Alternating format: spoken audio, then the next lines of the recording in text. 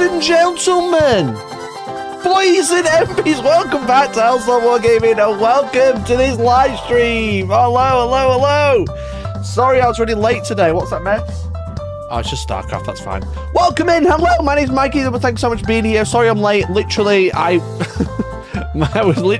messaging Parasocial, my tea was still in the oven, it was taking a bit longer to cook than I expected. I'm all on my own, Georgie's not here to look after me, so I don't really know what's going on. I've got no idea where I am, I've got no idea what time it is, I'm not sure where I'm supposed to be right now.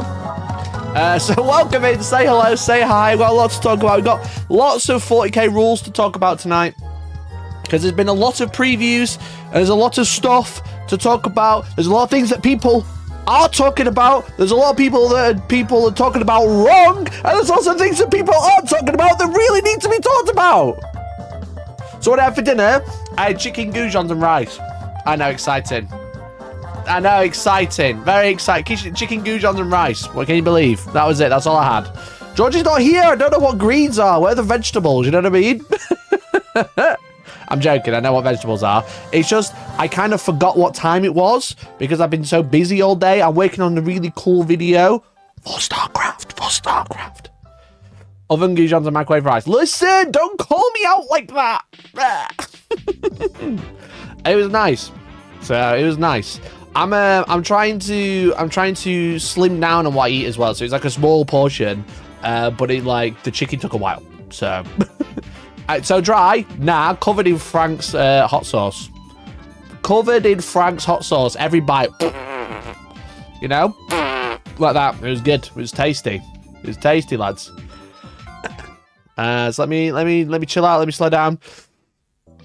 So hello, let me know who you are, where you're watching from. I hope everyone, like I said, I hope you're all doing well. I just need to tell the entirety of my Discord I've just gone live. And I also need to say huge thank you to Papaya Pariah. Thank you so much for the gift of membership, dude. Really appreciate it. If you would like to support the channel all through April, and it's already the 10th, all through April, all right, we are collecting names. We're collecting names. Exclamation point T's and C's in chat. But we are doing a giveaway. You can enter for free, but also you can enter by becoming a member, super chatting, or giving a membership to someone else known as a gift. All right. And the gift is really nice because one, it's the gift that keeps on giving, because not only do you give someone a membership that gives them full access to our Discord, I suppose put Discord in chat, they also get green names, they can use emojis in chat, and I get to pay my rent. What's not to love? What's not to love? However, everyone that does donate or super chat is added to this list for, yes, that's right, we are giving away a defiler, because it turns out they're quite hard to get hold of, and I have two. So I'll be giving one away to one lucky winner. It could be literally anyone. So if you want to support the channel, you want to hang out, please do. Please do, my friends. So let me tell everyone I've gone live. That's what I wanted to do. Why is no one talking about this? That's it. We talk about stuff that people aren't talking about. It's all about new 40k. It's all relevant.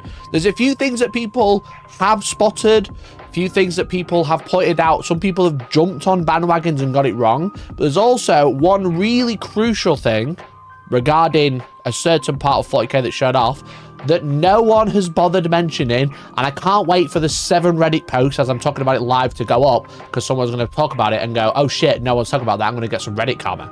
Okay. So we've got that. We also, as I said, I've got 2 defilers to give away. We are giving away a defiler at Hellstorm Teams, as Nick has rightly pointed out, which is in 2 weeks' time. So if you and 3 friends want to come along, I think I'm going to cut ticket sales to be 1 team remaining. So if you'd like to support the channel, and you'd also like to come play a tournament at the Outpost and grab a team ticket, it is a ticket for 4 people. You can type !shop in chat. It's a ticket for 4 people. You and some friends come and play on 4 wonderful types of terrain that will be changing for 11th edition as well. We're going to be talking a lot about terrain tonight, but also it's our last big huzzah before 11th edition. Okay, the next event will be a 1-dayer in June. I imagine that's going to be 11th edition or a final send-off for 10th, so it should be fun. But we are basically, I'm going to cut the ticket sales on Sunday, we're going to have 1 team ticket available, okay? So don't mess about. Don't wait around and be like, oh, I got one in a little bit. This ain't no UKTC shit. It's scarce, all right? Come grab one. Come join in. Come and have a good time. So let me know, chat, what you been up to? What you been up to? I hope you've had a wonderful week. We obviously streamed on Wednesday. What did we do on Wednesday? What did we stream about on Wednesday? We talked about Golden Demon. We talked about Custodes being legends. That was it. That was it. Defiler shortages. Yeah, that was true. So, have you seen any other gossip since then? A lot of people have commented on that video saying, I ordered a Defiler, now I don't have one. That is something that has been pointed out quite a lot. Is a lot of people have commented on that video saying, I ordered a Defiler, now I don't have one, which is really shitty, to be honest. And there's a lot of other people being like, how is it delayed? It's not even out yet. And then there was one, I don't know if you've seen, but I've been uploading a lot of shorts recently. I'm trying a new thing out, chat, okay? Because, like, I make a lot of content. I don't know if you knew. You know, I am a content creator. I'm not an influencer. I'm a content creator because I like to make things, okay? And I've been trying out the Monument Hobbies Pro Acryl contrast paints called One Step. You know, pack of 12. I've been trying them out. Have you seen? Have you seen those? Because I got told off. I got told off yesterday for doing it wrong. I don't know if you saw, but like, I thought it was a feature. Turns out it was a bug. All right. I've only uploaded 3. I was going to upload another one today. I filmed my 4th one. And spoilers for you in chat. This one I'm doing like sponging instead of slap chop, but both together. You know, both together. I go like, slap chop? Wait a minute, I can use a sponge. Cause like YouTube shorts and stuff and reels, you have to pretend you've never done anything ever in your life. And it's like, apparently, I saw one yesterday, and this is what I'm gonna be. I'll tell you about it in a minute. Apparently, you can paint with a sponge. Huh? You know, I saw a TikTok yesterday that was like, apparently, and then it was like, if you take 2 slices of toast, butter, beans, and cheese, you have a quick meal. And it was like, bro, why did I watch this? I'm literally wasting my life.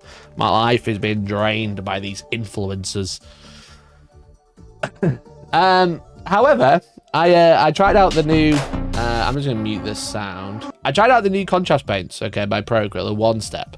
And it turns out I was doing it wrong. This is how, I don't know about you, chat, and maybe you can call me out and say I'm like being woke or something.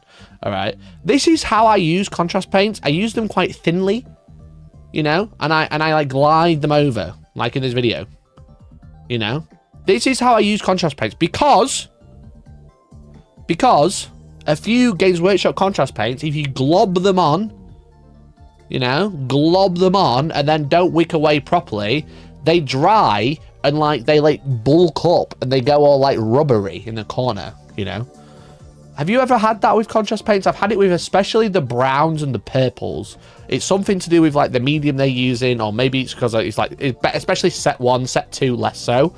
But like they like clump up. So I'm very like precarious, and I'm trying to like, because I'm painting on video, I'm trying to be like paint by numbers. I'm trying to be very neat. You know what I mean? And like, I thought this was fine, and then it turns out I'm doing it wrong.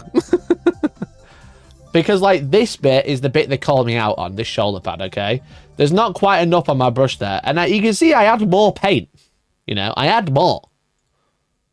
And I thought it looked cool. I quite liked, I kind of said to my parasocial group, because I'm not being paid to make these. I'm just the first to make them, because no one else has done it with these paints yet. So I was like, I'll jump on it. And I've, like, got, like, 300,000 views or something in 3 days or something stupid. Why don't people respect me again?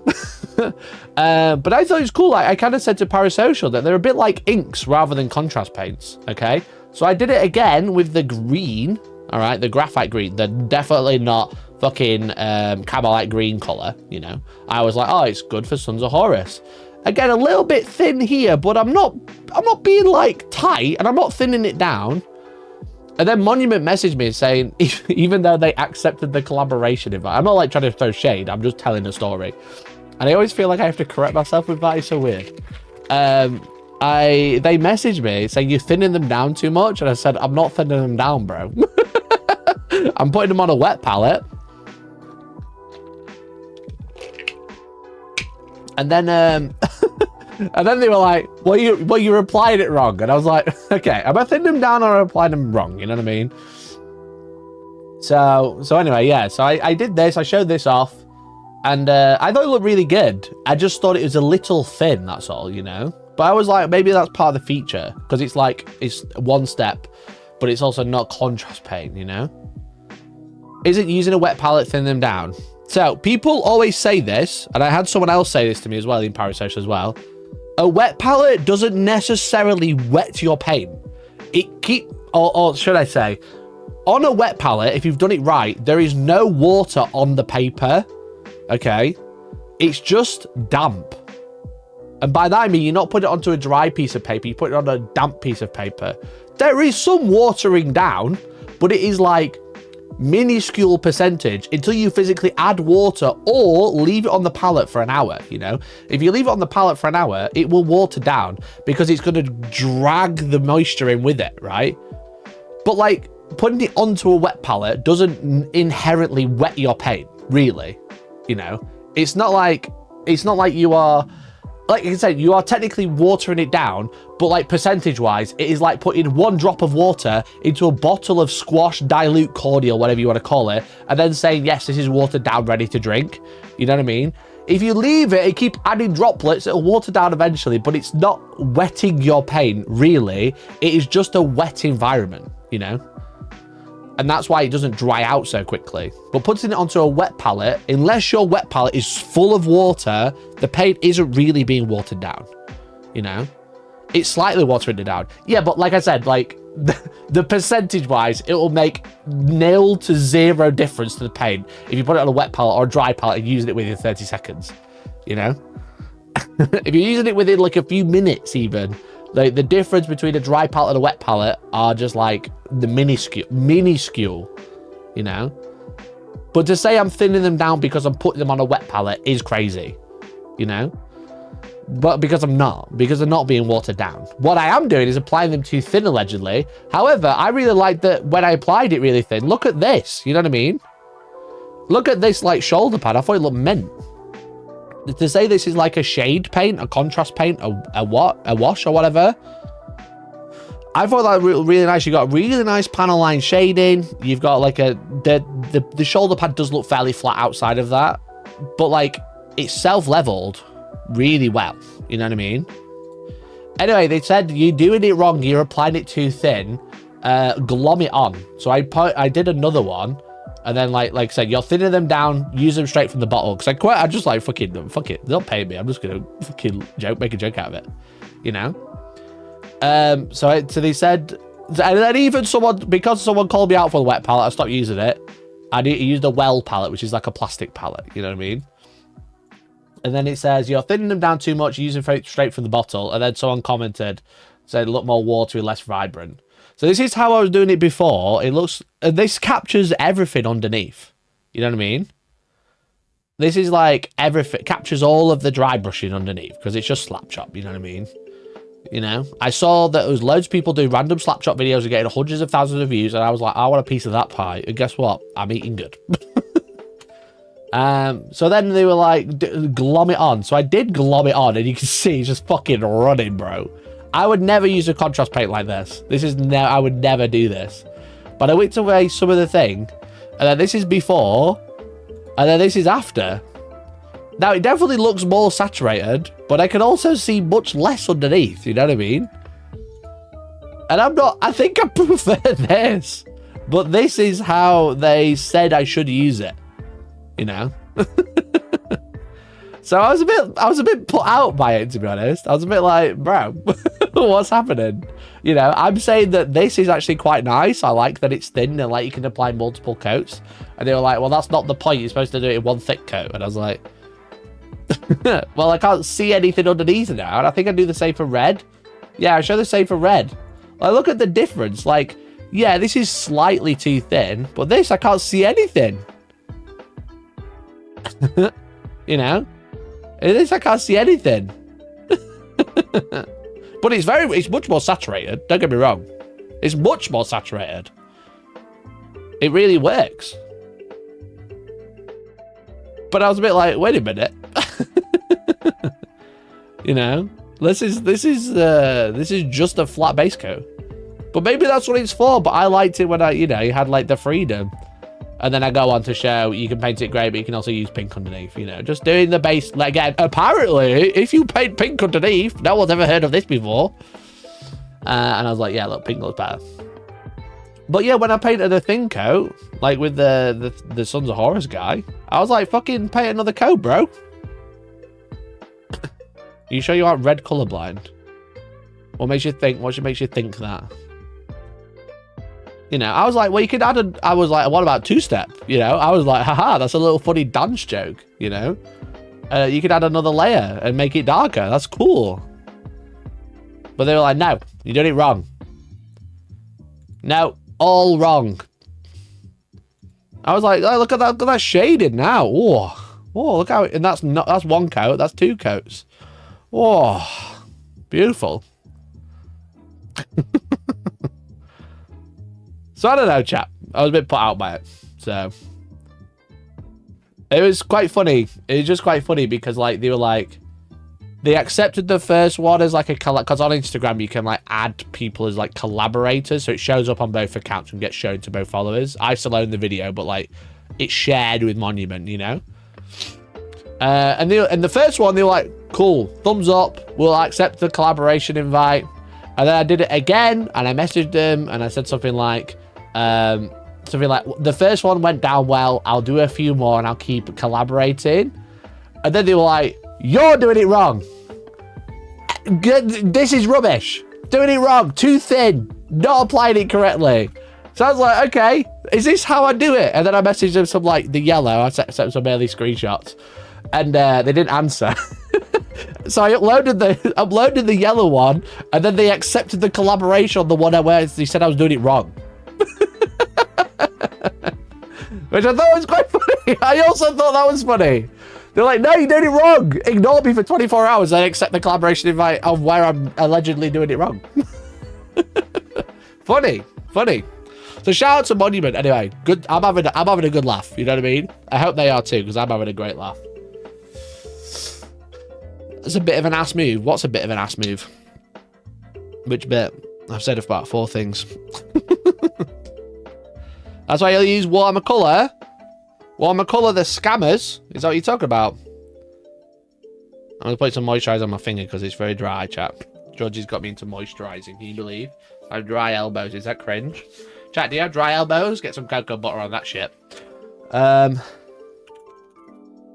tell you about Warhammer Colour, the little scammers. Let me have a look where my liked posts. Profile, upvoted, updoot. Updoop.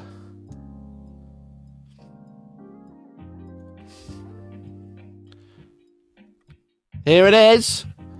Little scammers. Shrinkflation is real. Do you spot the problem, chap? Do you spot the problem? Because I do. I spotted it straight away.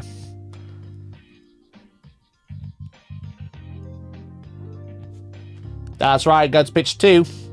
Holy shit. Holy shit. They've just made the bot. It's like a fucking Easter egg. It's like an Easter egg. Look at the difference. I can't zoom in because it's fucking... Reddit is so shit. It's like an Easter egg where it's an egg shape but flat on both sides. Frederick gets 2.0. Still the same price, PJ Fisher. Still the same price. 5 grams less. 5 grams less. Look. Look. 15 milliliters. Wait. Oh, it's grams. Does this have 0.5 fluid ounces? 0.7 fluid ounces. Still £5. How much is this one? Does it say on the bowl? Do I have a Citadel one handy? Nope. Nope, because I use Rebel. 0.7 to 0.5 is minus 28.5%. That is a lot, isn't it, really? Jokes aside, that is quite a lot. That's a 30% reduction for the same cost. Oof. I think the scary is the bottle, the bottle size is the same. You know? But, like, they've just made it thinner.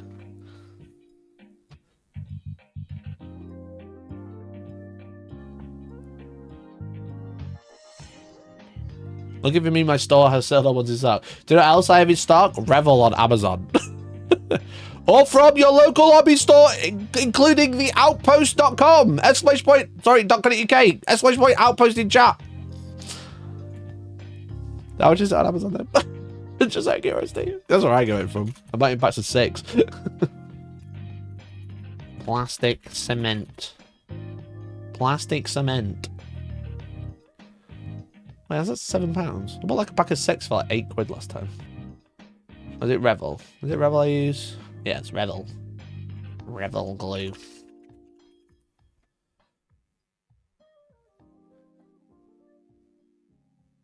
Like 15 quid for 3 bottles of 25 grams. 5 bottles of 25 grams for £20. Making them £4 each. Which is a lot more than this. Set of 3, 15 quid. It's better to buy more, that's for sure. The more you buy together, the cheaper they are.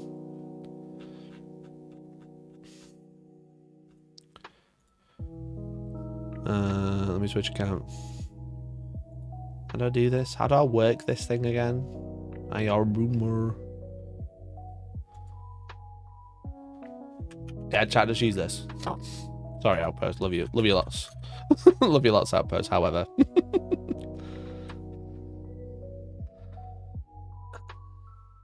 It says Warhammer colour on it. It's a smaller bottle. Allegedly, this is the normal bottle.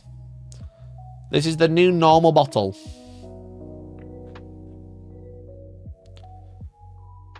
Damn, did it catch us out the stream? Did we all get to that? What was missed? Not yet. Not yet. I was talking about my trials and tribulations with Bro Grill one step. $8 for a pack of Gorilla Glue. Don't use super glue on plastic models. That's deranged. Don't use super glue on plastic models, chat. That is deranged.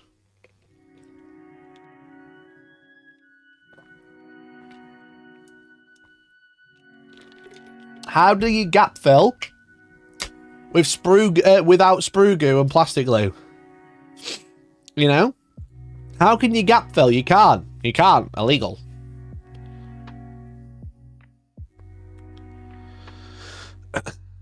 Could be the introductory paint set.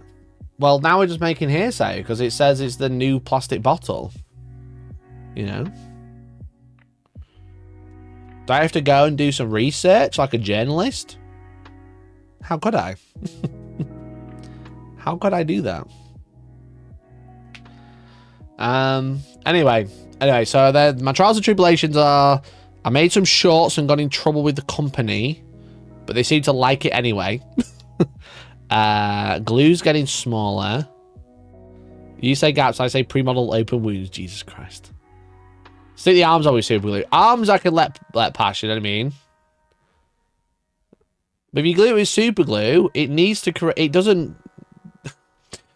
So plastic glue is a chemical bond where it melts the plastic and then re-sticks it together as it evaporates. Okay. Super glue like dries itself and grips on. It goes like this. Like that. That's what super glue does. Plastic glue melts the edges and it goes, ooh, oh, that's nice. Super glue puts the claws the other ways and grabs on and creates a gap. Why would you build a plastic bottle with super glue? Explain yourself. Why would you? God damn it. It's not about not letting go. I'm not saying super glue is going to break off. What I'm saying is because it inherently needs a distance or a thickness of glue to glue, then the thickness of the glue creates the gap. Superglue creates a chain of polymers. I was trying to explain it very simply. Yes, superglue needs a chain of polymers, and it grabs on, and then all the polymers are there, and then inherently, because the polymers need space, there is gap. Whereas the plastic glue, as it actually isn't glue, it is just basically like fucking burning it, because it's like chemically melting it, but only a little bit, so it like melts, but then when it melts together, it seals again when it evaporates. You know?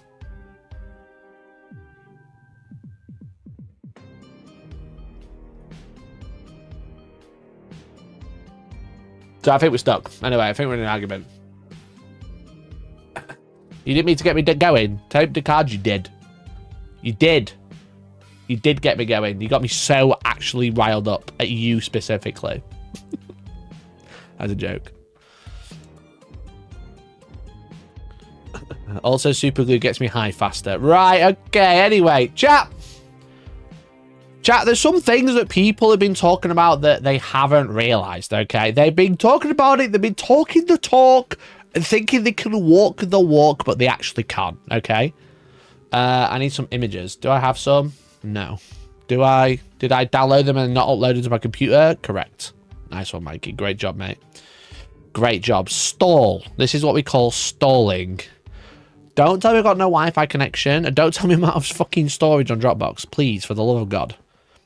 Has anyone got a link to that Reddit post about the cardboard terrain bases? Because my Wi-Fi is not working.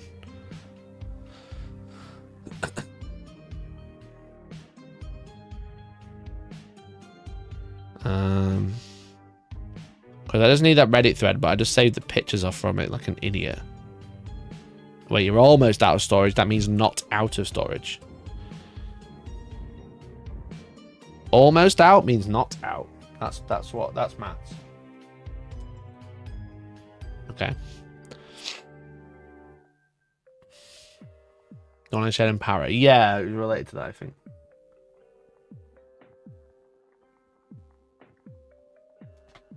I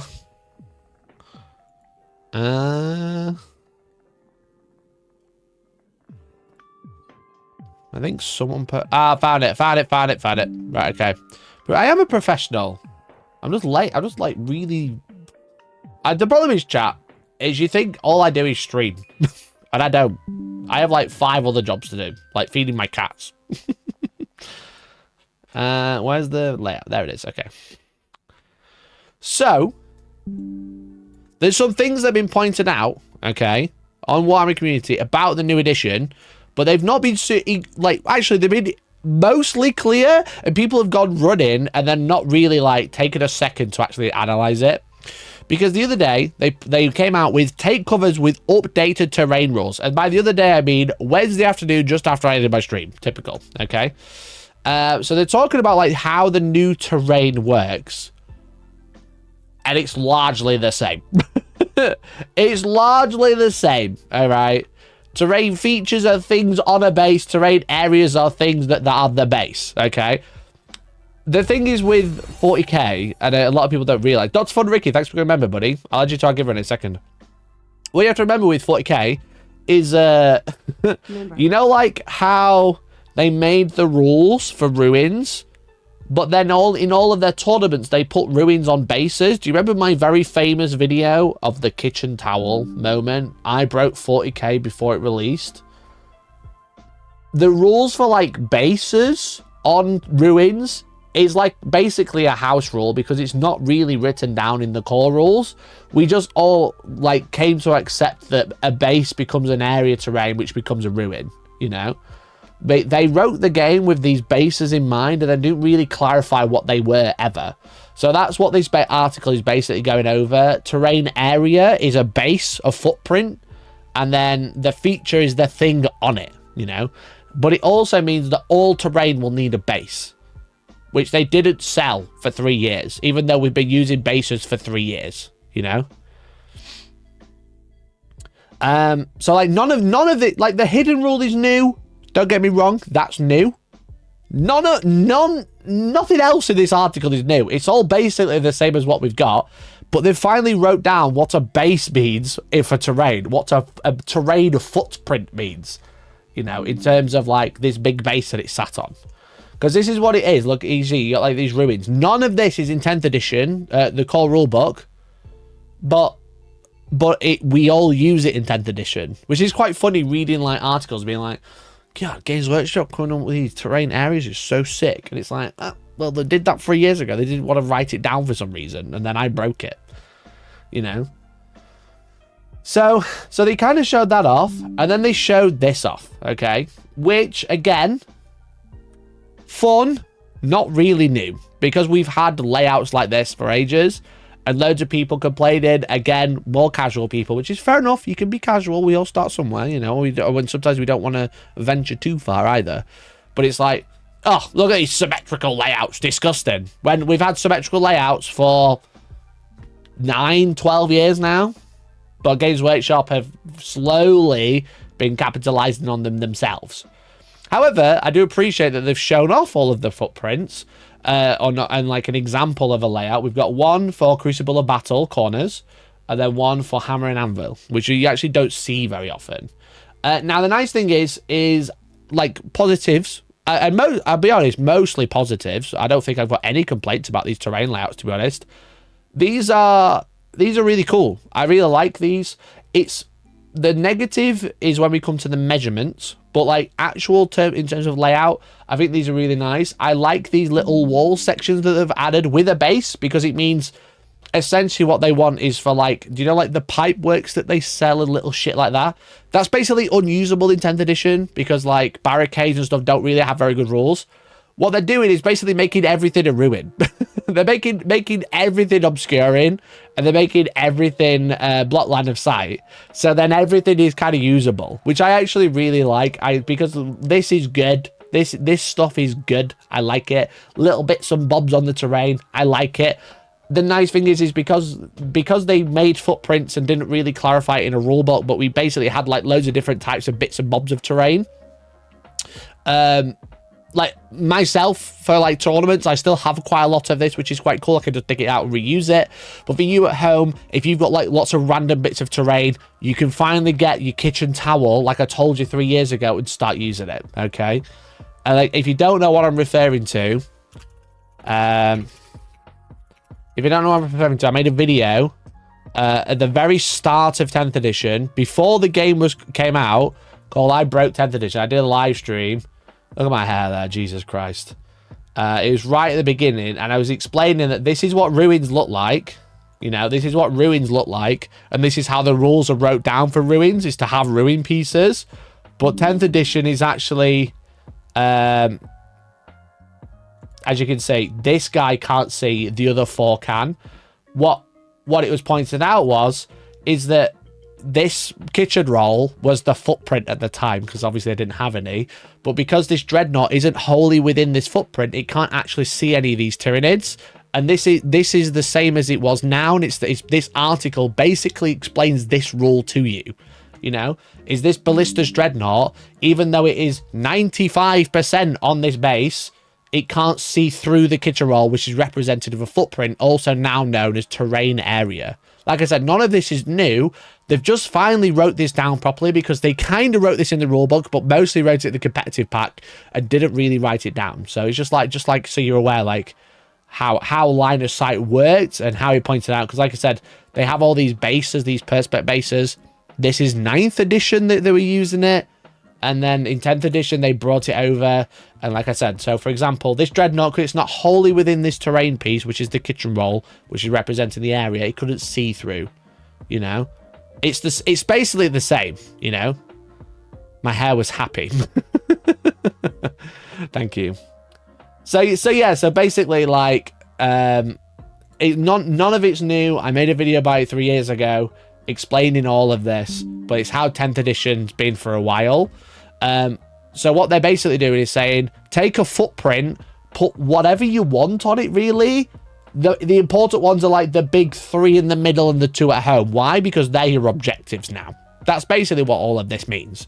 Is like this one and this one, are your home objectives, and these 3 with the big skulls on them are your like outside like no man's land objectives. Essentially, these are the ones. Keep them thin so your infantry can move over them, your tanks can drive over them, but they're just block line of sight. So it's nice because we went from like 12-inch blocks to 12 by 6 rectangles, and now we're going to like lines and like triangles and stuff like that. Because like I said, the only problem with this, we'll talk about plunging fire in a minute, is that they have already talked about the sizes of the footprints, you know? 4 large rectangles, 7 by 11.5, 2 large right angle triangles, 8 by 11.5, and these 2 are the problem. 4 mini rectangles, 6 by 4, 2 long lines, etc, etc, okay? Now, where's the problem lie, okay? Where does the problem lie? The problem lies in is this one, okay? 4 large rectangles, which is making up this one, this one, this one, and this one. The problem is TOs have been, as like me as a registered GW registered tournament organizer, the issue is that Games Workshop have been telling us that all our terrain is fine. However, all of the footprints that we currently use, like I said, we had 12 by 12 squares in 9th edition. They dropped it to 12 by 6. You basically cut them in half. Okay? So all of our most TOs who use like GW style terrain have 12 by 6 footprints. WTC use 12 by 6 footprints. You know, every terrain manufacturer makes 12 by 6 footprints. All right. Now, Games Workshop have made it so you now need 7 by 11.5. So it is 1 inch bigger and then half an inch smaller at the same time. Now, this is one of those things where, to be correct, it's fucking annoying. You know?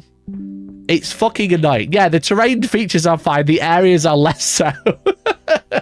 So this is kind of annoying, you know?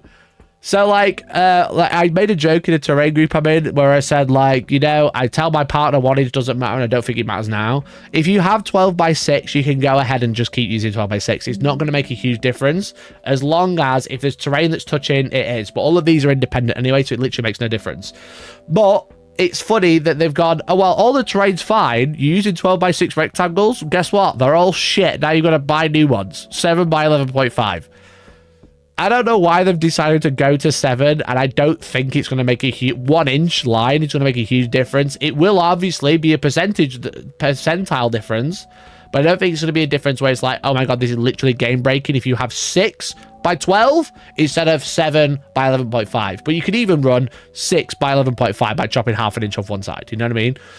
So that's kind of annoying as a TO because I already have loads, right? And now basically they're all useless if I want to update to the new one. I could keep using them, but I will update because, you know, I'd rather be correct than wrong forever. It just means like early on, at least I've still got some. But this one's the funny one, okay? 2 large right angles, 2 large right angle triangles, 8 by 11.5. Well, one, chat, just want to let you know, okay, if you go over to the Hellstormwargaming Discord and you go to All Stars Tournament Rules and you look at the mission packs and you go to the Hellstorm terrain layout, Hellstorm specifically, okay, Proxy Wars terrain, designed by Hellstormwargaming, tested by deathwatch 24. Huh! Look at that! How interesting! 1, 2, 3, 4, 5, 6 right angle triangles. Designed by Hellstormwargaming. Tested by deathwatch. We've been robbed. Chat, we've been robbed by Games Workshop. I've been using right angle triangles for 2.5 years. They only had squares. Look, 12 by 6 rectangles. And now I added right angle triangle. Games Workshop's like, guess what? Guess what? I want right angle. I fucking want them. Games Workshop say, where's it gone? Games Workshop say, gimme. That bloody Josh Roberts been copying me. Is this why they blacklisted you to silence you when you found out they stole from you? Yeah, literally.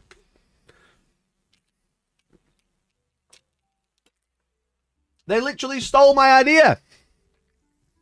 Anyway, jokes aside, I don't care. You know?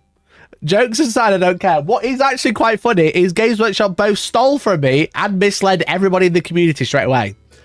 Because they say 2 large right angle triangles. Alright?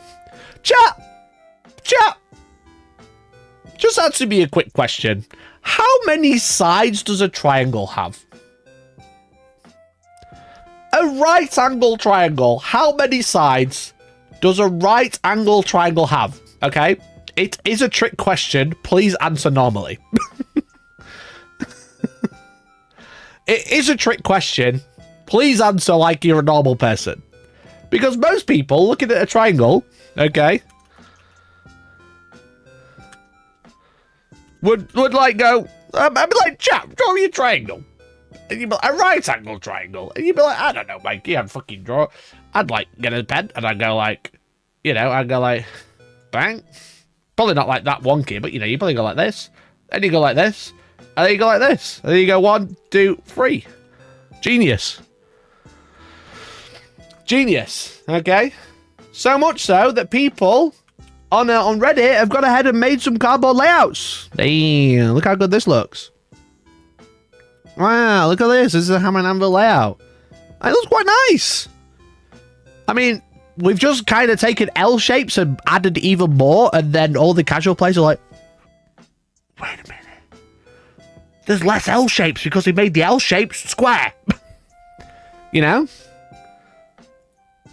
But what do you notice about the middle? 2 right-angled triangles. Isn't that convenient? Because guess what? They've got it wrong. Because if they say in the article 2 right-angled triangles, and then you look, what's the problem with the ones in the middle? Is they're not a triangle. They're a trapezoid at best. They're a trapezoid at best. All right? Because if you look at it, you look at the split, all right, it's actually like, you know, a right angle, as you can see. Bang, bang. But then you've got like this little 2-inch gap here. You've also, you also kind of cut off the 2-inch there, and then it goes up like this. Chat, that is not a triangle. That is not a triangle, chat. There's a little line here. There's about 2 inches. As you can see, it's there.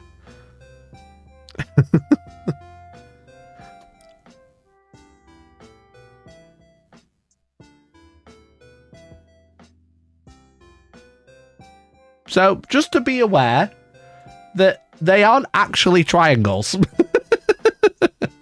It's actually something closer to like this. Which in my opinion, chat, is an L-shaped ruin. It's just another L. It's an L with extra steps. Because that's barely a right angle as well, because it kind of cuts off here, you know? A right angle triangle would be equal sides, but they're not. Or are they? No, they're not. Because it kind of goes the full length here, but then instead of being the full length here, it gets cut off here, then it joins up here. It's just another L shape, chat.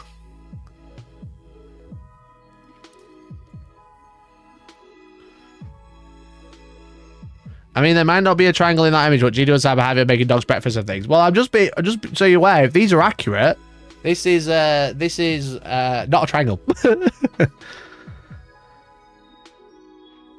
Don't tell the casual players that L-shaped roof fits inside a triangle. In their photo, the rectangles aren't rectangle either. No, I mean, that's also true, you know? The rectangles actually have extra bits on them, which I actually quite like, which no one is making. Because they're doing this, which looks alright. To be fair, it looks good. But, you know, it's just an L-shaped ruin. and then people are, like, trying to sell them. And they're wrong. They're wrong, chat. People are trying to sell them on our Etsy page. And it's like, bro, this is wrong. This isn't correct. It's not a right angle triangle. It never has been.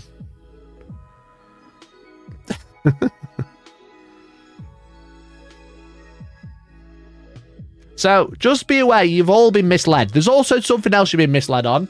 But when it comes to the terrain bases and stuff, whilst I really like the layouts, just be aware that if you're using triangles, you are doing it wrong. Because there are no triangles. There are no triangles on Fenris. That is what I would like to say here and now. There are no triangles on Fenris, okay? Okay. Also, is only one of those two triangles an objective because the objective mark is off to one side? Oh, no, it's because their logos are supposed to be directly in the center, but there's two, so rather than overlapping, they're put next to each other. So what these eyes basically represent is these two pieces of terrain that are touching become one piece of terrain. One area, I should say. One area. So if you touch in this one, you can be seen through this one, if that makes sense. If you touch in this one, you can be seen in this one. What the no eye means, if you stood on this one, even though they're touching on the corner, you can't be seen through this one, if that makes sense. Essentially just differentiating what is and isn't one piece of terrain. That's what this eyeball means. It means if you stood on this one, you can be seen through this one. If you stood on this one, you can't be seen through this one because they're different. They've also put terrain over both footprints. Yeah, it's essentially being treated as one piece of terrain, as is this line here. You know, this line here, this one here, this line here, all treated as one piece of terrain. This one, where there's no gap, basically means there's no... If you stood in this one, you can't see through this one. LG do his official terrain edges have those cute edges. You wait, mate.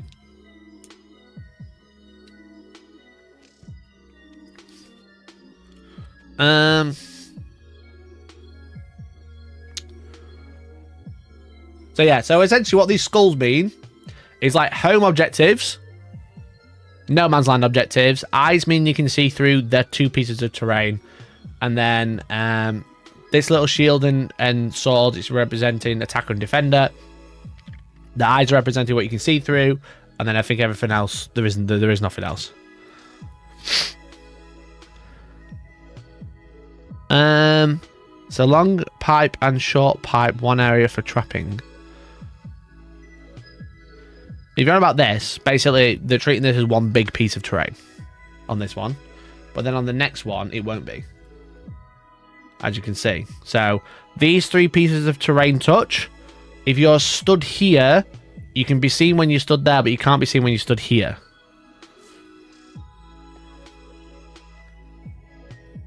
Square and circle objective. Well, that's a diamond, technically a square, but I wonder if that just means your side of the board. This is neutral. This means one side of the board, I think. Yeah, that's the only thing we don't really know is the shape of the objectives. But it might mean the center is in the one in the circle. Instead of saying center objective, they might say circle objective, and they might say diamond objective for sort of things.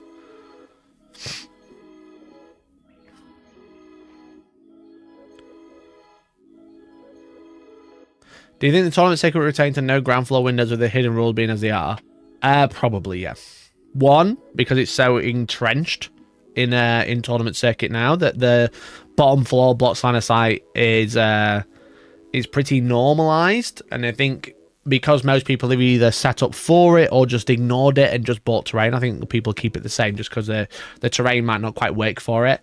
But also because how the footprints work, and you don't need a full ruin on the base, then bottom floor for those bits blocks line of sight is fine, because I think Games Workshops will block line of sight as well. Because otherwise, if you are stood here, even with the hidden rule, it is basically wide open. Whereas if you have this, at least you can stand in this ruin, but you can also be hidden at the same time.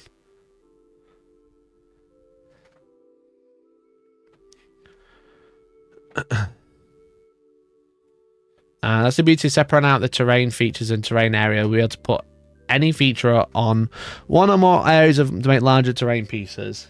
Yeah, I think it's cool. I think it's cool. They can just like smush them together, etc. But like I said, it's not uncommon.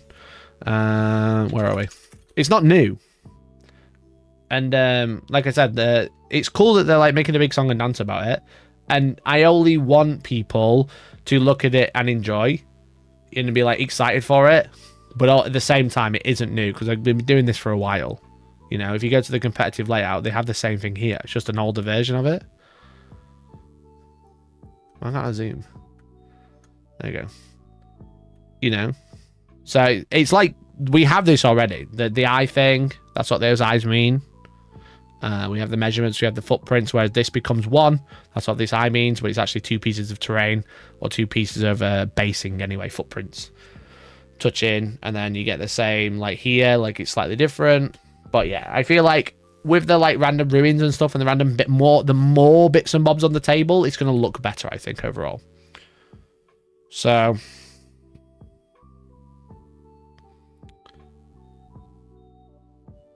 you were talking about the length of your existing L-shaped ruins, but none of the examples they showed have a wall running a comparable length, it feels like. No, that's also true, but that's because they use like this style of terrain, right? They use these L shapes, you know? So different other terrain layouts have much larger ruins, like WTC, etc. But GW uses small L shapes. I don't have a picture of ours. The ones we use. Don't think I do.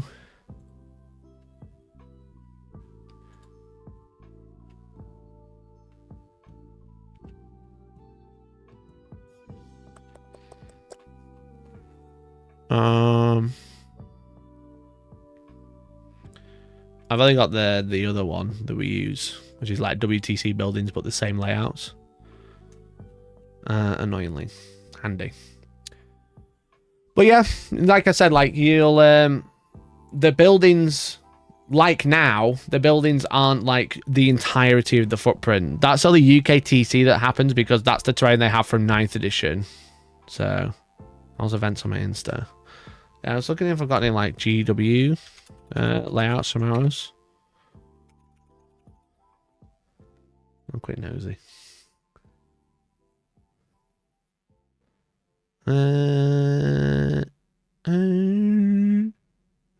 What's the point about old world?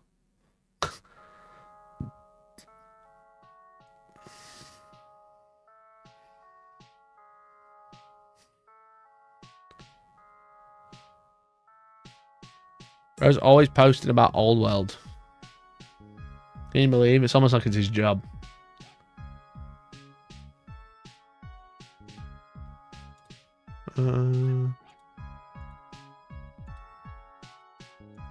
You know, lots of zoomed in ones. This is 2 years ago. This is old school.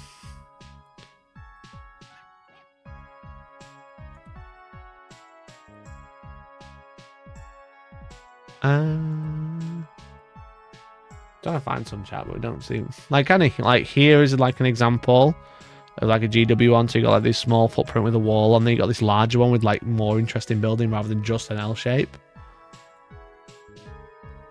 But Nick's cinematic shots are a bit zoomed in, so you can't see the full board, which is fine. Nick's done great. We love Nick. He takes more pictures than I do, so fair play. That's not our event. I can't find one. Anyway, you get the point. You get the point. The big thing though, chat, outside of terrain, is missions. We talked about missions the other day. I completely glossed over this. There was actually such a crucial change I didn't bother mentioning. I didn't even think about it. I kind of half read it and said, I kind of started saying it. I was like, have they? And then I was like, oh wait, no, they haven't. And then I read it again off stream on Wednesday afternoon. I was like, wait a minute, they have. Chat, do you spot the difference? Why can't I zoom in this fucking picture? Let me zoom! Chat, do you spot the difference? Can anyone spot it? You got 1 sec, like 12 seconds while I have a drink.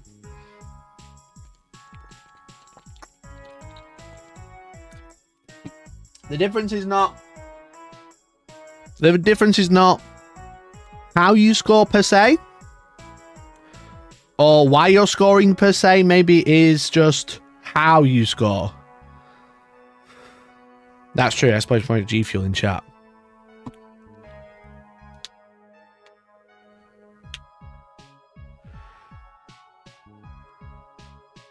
Prime Minister cap is lower. Nope. Destroying terrain? Nope. If I get one up now, let me get up a current mission.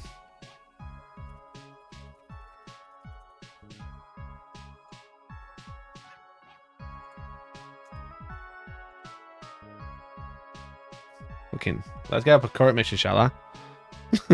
Fucking, can anyone read that? I can. I was hoping this random Facebook link. I'm sure this will be fine.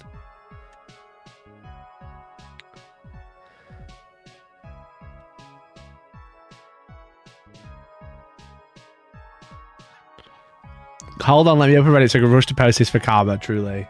Chat, in the current Purge the Foe, it says, from the second battle round onwards, at the end of the command phase, or at the end of your turn, if it is the fifth battle round, and you are going second.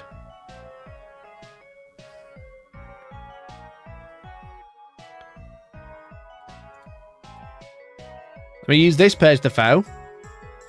Second battle round, end of your command phase, or at the end of your turn in the fifth battle round. Do you spot the difference? They might have finally fixed the going second problem. It might have taken them 7 fucking years, but they might have fixed the going second problem. The big change, the big thing that is that no one is talking about, only I spotted it. Only me, this boy. Both players score at the end of their turn in the last battle round, rather than just the person... Fucking that image. Rather than just going second. Bottom of turn is now for both players. They finally recognise, and this is a big thing that I've been going on for a long time.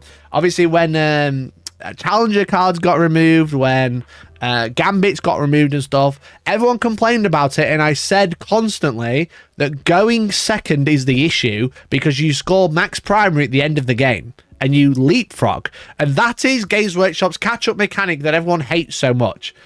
Whereas now they've finally recognized that, because now both players get that catch-up mechanic. So now if you, on the final battle round, in the final turn, both players can YOLO to get loads of primary. This is absolutely massive, and they haven't mentioned it. This is huge, dude. This is huge. I can't believe no one else is talking about it. I haven't seen anyone mention it ever. No one on Reddit. Wait, go on, everyone. Get on Reddit right now. Go get your karma. Just make sure you link my stream and say shout out to Hellstorm. Now it's quite going to be quite interesting, because end of the battle round, both of you can YOLO units to get points, which I'm not sure is a good thing. Going first now, you move out. You can get shot, but you move out and grab objectives early. This person going second has to fight you off them, but usually wins because they get to shoot you off them. And then they get massive amounts of points at the end. Now, you can score early and score big at the end of the game. Well, at the end of your game. And then they can try and score bigger at the end of their game. This is... Am I actually quite surprised that they showed this off? Like, so freely, almost? But also, like... I think it's a humongous change. Don't mention Hellstorm, you get downvoted on Reddit. Why do you think I said that? Why do you think I said that?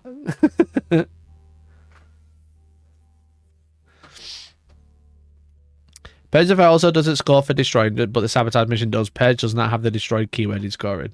No, so they're saying it's basically marked for death every turn, right? Choose 3 units, and if they leave the battlefield, you score it. To repeat my one remaining joke, it'll be great till a lot of war complains about it, then they bid it off. Yeah, literally. Also very true. Also very true. But yeah, it's very, very, very interesting that they've added that as for both players. I'm not sure if I'm a huge fan. Chat, is it my turn to start complaining? Is it my turn to start complaining? The whole reason that we have score at the end of your turn in the last turn for going second was the fact that going first was so strong that you needed that was the catch-up mechanic. The catch-up mechanics that all the competitive players hate. The catch-up mechanic for so long was if you go second, the person going first can grab the objectives early and score a lot more primary, but you can score at the end of the game and grab them so you can get like a little bit of a boost at the end. And you'll see a lot of games are won by going second and scoring more points at the end. A lot of my games... let me have a look at my go second win rate. Let me have a look, because that'll be a big tell. Because I always say, Andy always calls me out for it, I always say, just go second and win. If I limit this to 40k exclusively, as you can see, my win rate is 75%. 70 if I go first, 83% win rate if I go second. Isn't that ridiculous? Isn't that fucking ridiculous? This is all of 10th edition. So if you go second, statistically, you win like 14% more times. Which is fucking mad. It's honestly mad. However, now, go first or second, you can YOLO and get those points. So does that mean my go second win rate's going to come down or my go first win rate's going to go up? Who knows? Guess we'll find out soon. Maybe you're just bad at going first. Yeah, but also you score loads of points if you go second, so it's like... you know? Who knows? Cheating, I heard. Always cheating, mate. Always cheating. Dan better than me. My go first win rate is 60%. Go second is 40%. How do you lose more going second? It's such an advantage. It's such a heavy advantage. But yeah, that's just 10th edition. If I do just this mission pack, chapter approved.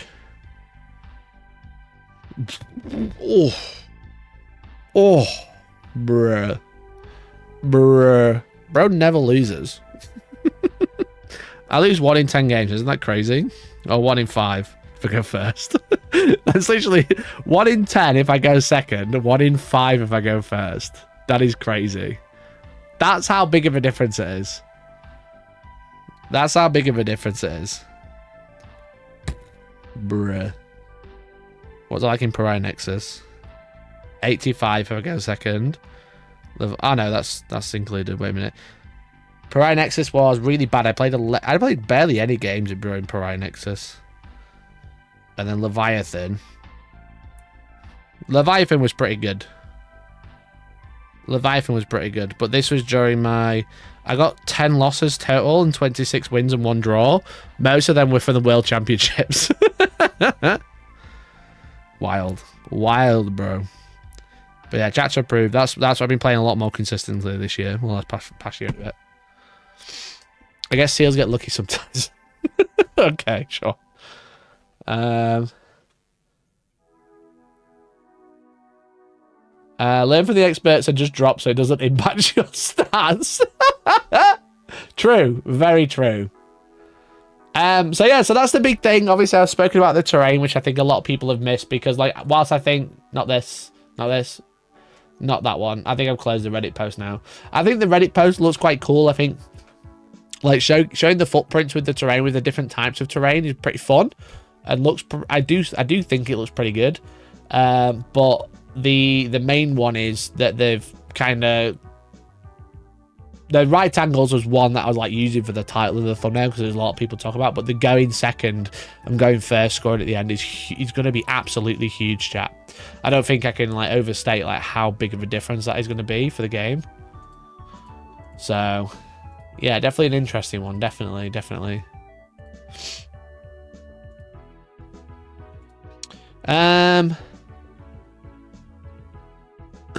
Or delete any games that don't paint in a favorable light. If I did delete in losses or something, or draws.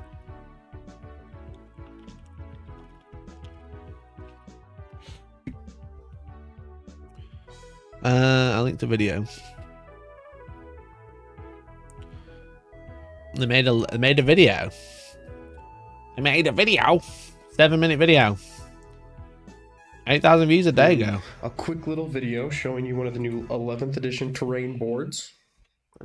As you can see, it's pretty cool here. And something that people have been worried about is the line of sight and tanks and shooting armies not being able to compete. I wanted to kind of talk in a... Where's the old not right angles though? So this is pretty standard, I would say. I think that we might still be okay. He's deployed this badly though, because this part of the model is over the area ruin. As per the rules are now, you can shoot that turret. The turret can shoot, but this turret can't shoot out because this blocks line of sight. But as the rules are written in 10th, you can always see into a ruin. You can't see through the ruin. You know? So because this turret is hanging over, you can see the turret. Because obviously you can draw a line of sight to any part of the model. So you just need to batter that up a little bit or reverse it. Which is why you see a lot of tanks reversing around. So the first thing I kind of want to point out is we got a Rogel Dorn right here chilling. And over here, I had a Chimera because I was testing out some ranges, and the deployment zone. I like the barricade though. The barricade idea is nice. Like we got walls in 40k already. It's just nice that they've gone right. Like use some barricades again. It does let you be a little bit more varied, definitely. But what will happen is as soon as you drive onto here, a lot of the time they go, you can just stand on here because it's less than 2 inches or whatever. So then people just pick up the terrain, you just play with footprints. It's basically what like old classic War Machine. On this map is like kind of right here. It's 0.5 inches away from that, which is weird, but I don't question it too hard. But this Chimera, if we have Kasserkin in it, which, as you can see, I do, can move 6 inches to here. So it can get right about here, turn 1, or before turn 1, technically. Scout terrain on a line footprint has a chance to add a lot of flavor to your battlefield. Yeah, exactly. Because you obviously have these tank traps or whatever. You could have like tyrannid spikes coming out, etc. It's gonna look cool. And if it has move, and just does a normal move, just so it's 13 inches, that's getting all the way to there. Look at that. And that's turn 1. What are we learning here? Sorry. That chimeras can go fast. Is that what we're learning? That chimeras can go fast, brother? You know? 1. Over here we can I'm really questioning, what is this gap for? If he's cut all these boards out, why has he got a gap? What's that supposed to represent? You know? Is that the squiggly line he couldn't do with a pair of scissors? Like, fair enough. I'm just curious. A similar test with our boy the Lehman Russ and fucking tourists. It's a Rogel Dawn. I know he's on video. He's having fun. If he's moving 10 inches out of deployment, he's getting all the way to here. Which let's move him up that far. He's getting all the way up to here. And so if we take this... he didn't pivot. How did he move slightly sideways? Sorry. Cheating our hands. Same measuring tape and make sure it's 15 inches long. Chat, I don't want to just sit and watch someone else's video. I'm cracking little jokes, okay? It's called adding to the narrative. You should try it. We can see that he is just barely out of range of this objective, meaning that most games are going to be turn 1, getting your tanks kind of in positions here, taking up spots, getting some infantry pulled forward. Like, as you can see, I fed a crap ton of dudes back there. They'll be able to just come forward and hold this midpoint. And the Lehman Russ, turn 2, can come up here and fire pretty much wherever it wants to. But like I said, I don't get what we learning here. It's exciting. I'm really glad he's excited. we got line of sight. We can shoot models in Warhammer. Like, and if it gets to here, so like let's say it goes here turn 1. I sure hope like no one fucking deploys a unit, like infiltrates an infantry unit in the way of this Rogel Dog, because this guy's gonna fucking cry. This guy's gonna be so sad if one person goes, you know what? Just where your Rogel Dawn is, I'm gonna deploy a unit 9 inches away in like a 50-point unit that's like infiltrate, and he can't move through it. Unlucky. And let's say even it just drives out here, because Rogel Dorns are pretty tough. Let's say it just gets to kind of right here. That's given us a turn 2 of all the way to here. And if we can get all the way to here, what does that give us? That gives us access to this whole building. That gives us access to this whole building. That gives us access to even potentially that guy over there. Gives us access to here, and it gives us access to here. Is this a complaint about the hidden rule with the 15-inch hidden rule, which is all units but also not all units at the same time? Is that what the concern is? Because like I said, this layout's fine, and it's just kind of going, if I drive forward, I can shoot. Is that what he's trying to say? It's like the hidden thing. Because like this layout's nice. The real hack will be deploying a Dawn here and driving it to here, being basically scot-free, and then driving it to there and being able to see this way, or driving it to here and seeing that way. Yes. So the complaint's about hidden. Right, okay. This video makes a lot more sense. Shooting's not dead. Aegis defense line good. I've got so much of that Aegis defense line shit. And then in relation to complaints that are going around saying shooting is dead. Have I been living under a rock? Have I been living under a rock or something? What do you mean shooting's dead? Since when? A lot of access. And Is this the guard subreddit again? Because, you know, famously, I'm not saying this guy is being a typical guard player, but, you know, famously guard players love to complain. You know? Like I said, I'm glad the guy's excited. I'm feeling the energy, you know? It's cool as shit. But, like, how are you shooting dead because you can't shoot over 15 inches? Fucking drive next to it. And they've also both said it's just because indirect's nerfed, that's all. The main problem is indirect is nerfed.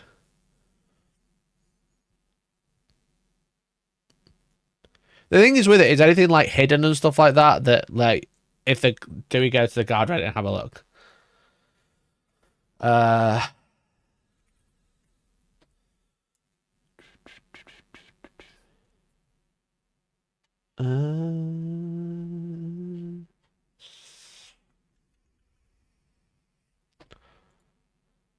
The thing is, the guard Reddit is one of the most popular, I would say. 90,000 visitors a week is crazy.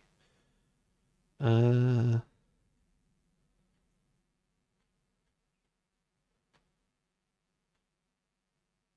there actually any? Or am I just making it up?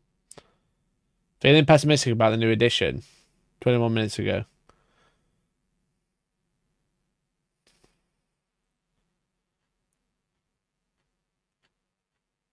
Trending this week, that's what we want. I meant new, I think. Top. This week.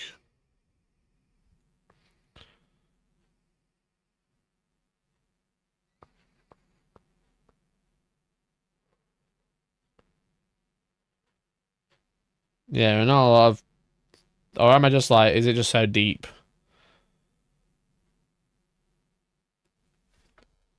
It's because Body Glory is complaining on stream saying shooting is dead.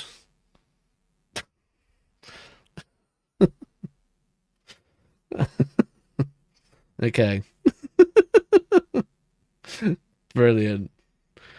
Brilliant. Body Glory laughs at transphobic jokes from chat.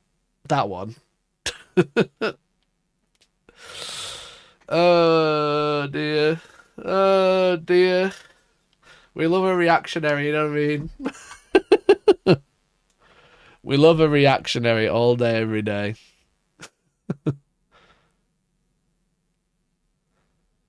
Anyway. So no, shooting isn't dead. You are fucking dumb if you think it is. Every time someone says something like, this is so broken, but you also get it for your army, it's just like, grow up. Grow up a little, you know what I mean? Take a deep breath and touch some grass for once. If your opponent is hidden, your army is also hidden. And guess what? There's like 3 combat armies in the game. There's like 3. And guess what? They have to be within 12 to charge, which means they have to be 18 away at the start of their turn. So don't be 18 away in most cases. Be more than that.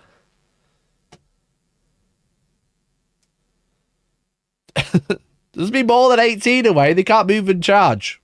Oh, they've got advantage charge. Be 24 away. Fucking hell. Fucking hell, lads. Fucking. Whoa. Do you know what the biggest fucking counter to combat armies? You know? The biggest counter to combat armies is... Sorry, what's your threat range again? You want to feel a fucking melee army sweat? You go... What's your threat range again? Sorry. And whatever it is, you deploy 1.1 inches away. And you go, cool, you go. What are you going to do? Shoot me with a bolt pistol? Please don't shoot me with a bolt pistol, Mr. Berserker. Please.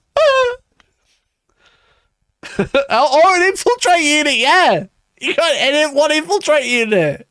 Fucking, what's your threat range again? Right, here's how far do you move again? Here's some units in the way. Eat that, you dickhead. That's the biggest counter to melee. Melee's dead because you asked the question, what's your threat range? I'm going to deploy 0.0000001 away. Cheers, mate. Your go. Bolt pistols! I took a wound! Rogaldon, go brrr.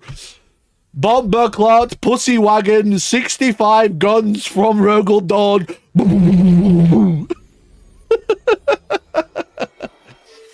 Mr. Duck! Thank you for the 5 pussy wagon. Bomberclot 5 gifted. Appreciate you, Duck. Appreciate you. What a fucking lad. Mr. Duck, you're getting 5 entries to our Defiler giveaway, my friend. 1, 2, 3, 4, 5. Enjoy. You're 1 of 25 with a chance to win. You're actually 5 of 25 with a chance to win a Defiler. Okay, congrats. Congrats. Well done. Well done, everybody. we're at the card fest, card game regionals thing, you know, last week, and we couldn't get food because I'm making a video about regionals. I went to a Gundam card game regionals event, and I went to one which is basically the UKTC of card gaming. And they had 1 bar for food for over 1,000, for 800 players, I think, or 600 players. Sorry, 600 players, 400 playing Gundam, 200 playing Digimon. They had 1 place to get food, but thankfully it was like right next to a retail center, and there was like a Costa, a KFC.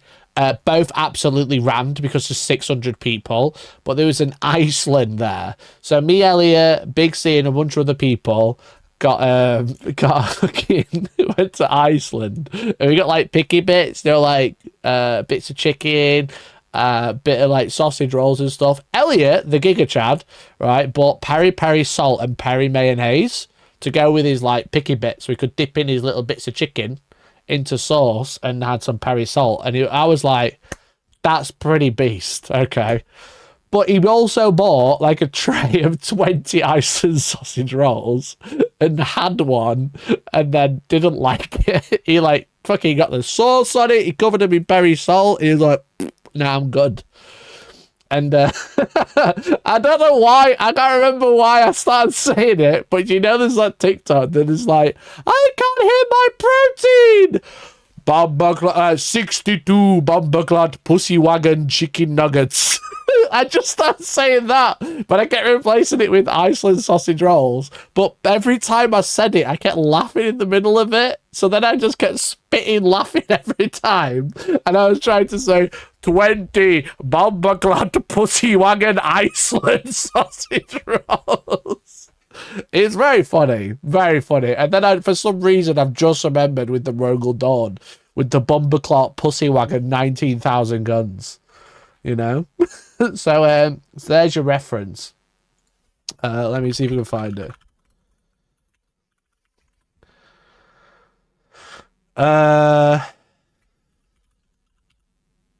Bomber Claw. I can't believe I'm googling Bomber Claw. I didn't even spell it. Is it this one?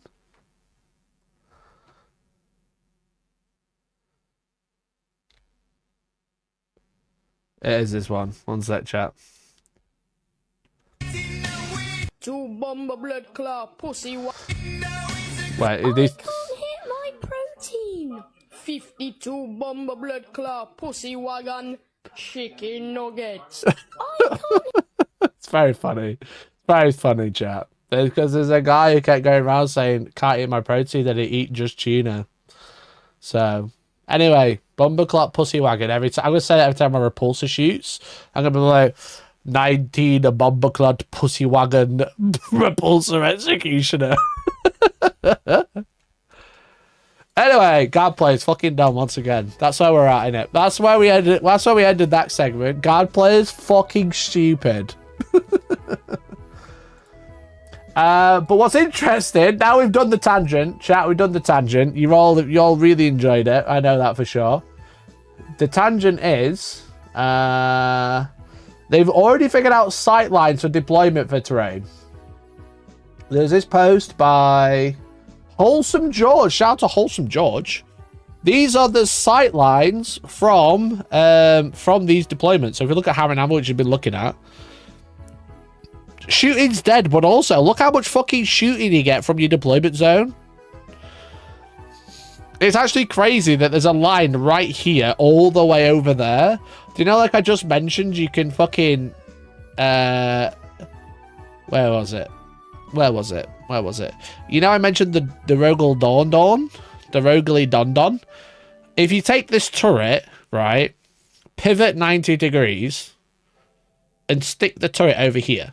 Okay, just over there, right? I'll draw you a little picture. Don't worry, I'll draw you a little picture. All right, look. Okay, look at this, right? Pivot 90 degrees, and then just like put your turret over here, like that. You know, just like this. Okay, that looks like a turret, right? You could just turn it. You could probably just turn it. You know, just move this just a little bit. Bam, just there. Because as the rules stand, they might change, don't get me wrong. That's 45 degrees. All right, cool. Cool, let's do 45 degrees. Do this. And poke your little turret over here. Turning turret counts pivot? Sure. Why not? Because what you have just achieved is seeing into your opponent's deployment zone without moving. Because from this corner here, you can see past here and past there. There is a death line straight down there just by edging your turret over there. Okay. Bam. There you go. And also, to see back, they have to see the end of your turret. So they can only also see you from this one line. Rule state measure from the hull. Any part of the model is the hull when it's not got no base. So you can just poke your little turret over and just bang there like that. The same was the same you can do it in 40k right now.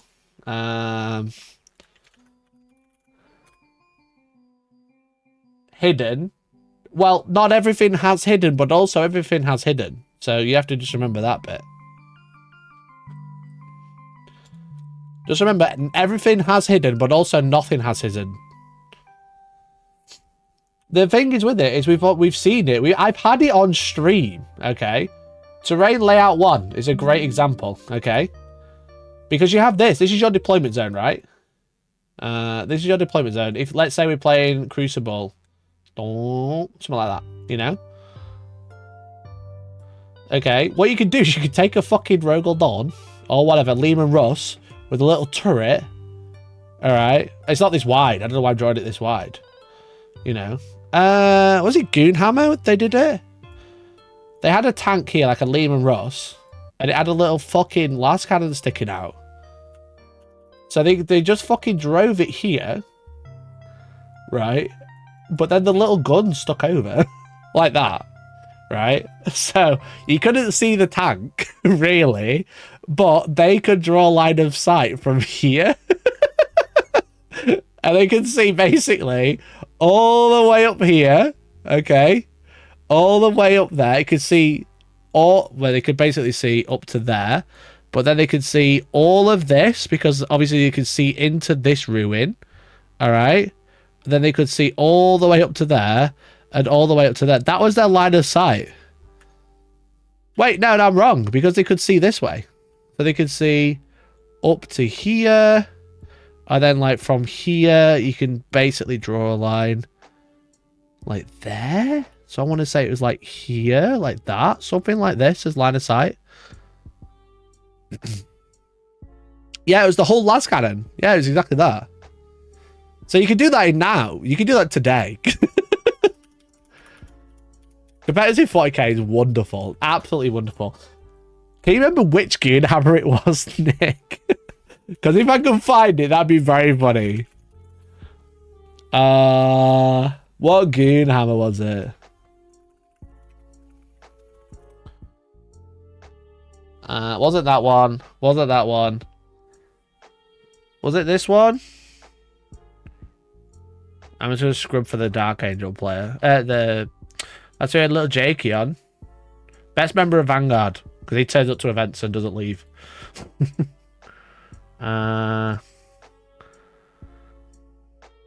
Wasn't this game?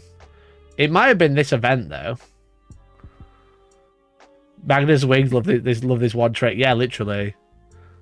Wasn't that one? Might have been this one as well.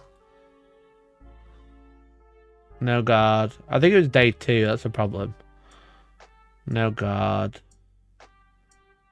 Ah, wait, it might have been this one. Was it this one? Yeah, it was this one! I found it!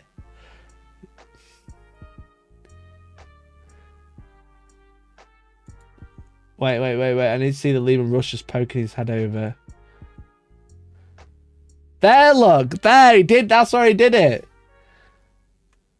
That's where he did it, chat. He hung the las cannon right over the edge. So he could draw line of sight from here. Oh, what a fucking classic. What a fucking classic, dude. That's what Faith in the Emperor gives you. Yeah, literally. And then because his tracks, okay, because like Lehman Russ tracks are... They're like, what shape are they? They're like this, right? Oh, I don't want an arrow. Sorry. They're like this. This is a track. Because the footprint was here. Well, I've drawn it touching there, but the footprint was here. Like that. You know? So the TO ruled it that he wasn't touching the terrain, so he technically wasn't in it. But then the turret was hanging over. Hanging over the two. So it could only be seen from the las cannon. Oh, what a classic. What a fucking classic, dude. Hilarious. He was like hovering over it, yeah. Because he had a demolisher, so he had a really short barrel. The TO's an idiot. Well, it's the rules, right? It's the rules, so it doesn't matter.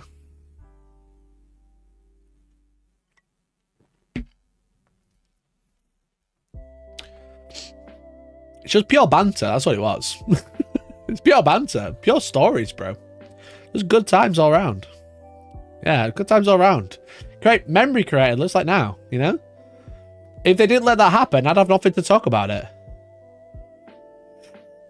Tyrant effects can do it, yeah. But yeah, you can see there, look.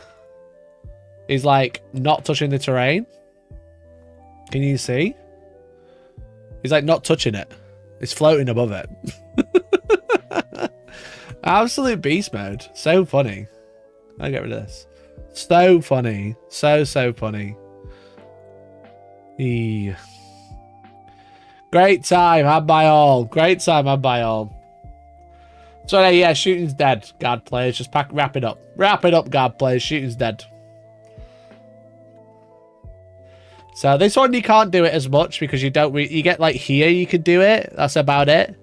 But the sight lines. There we go. I don't know. I struggle with that.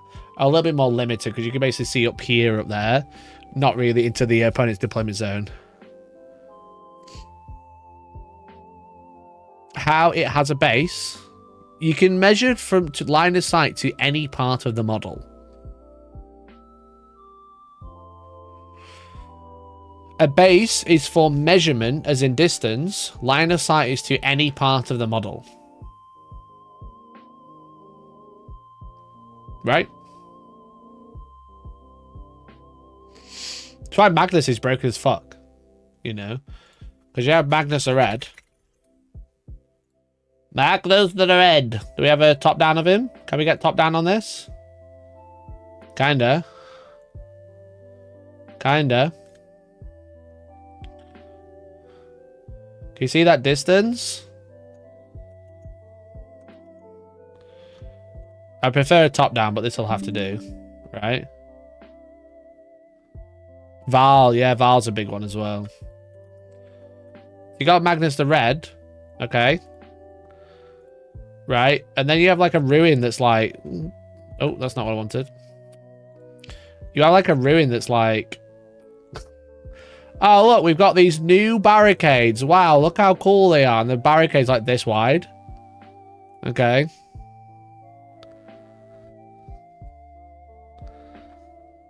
And then you go, right, Magnus is stood behind the barricade.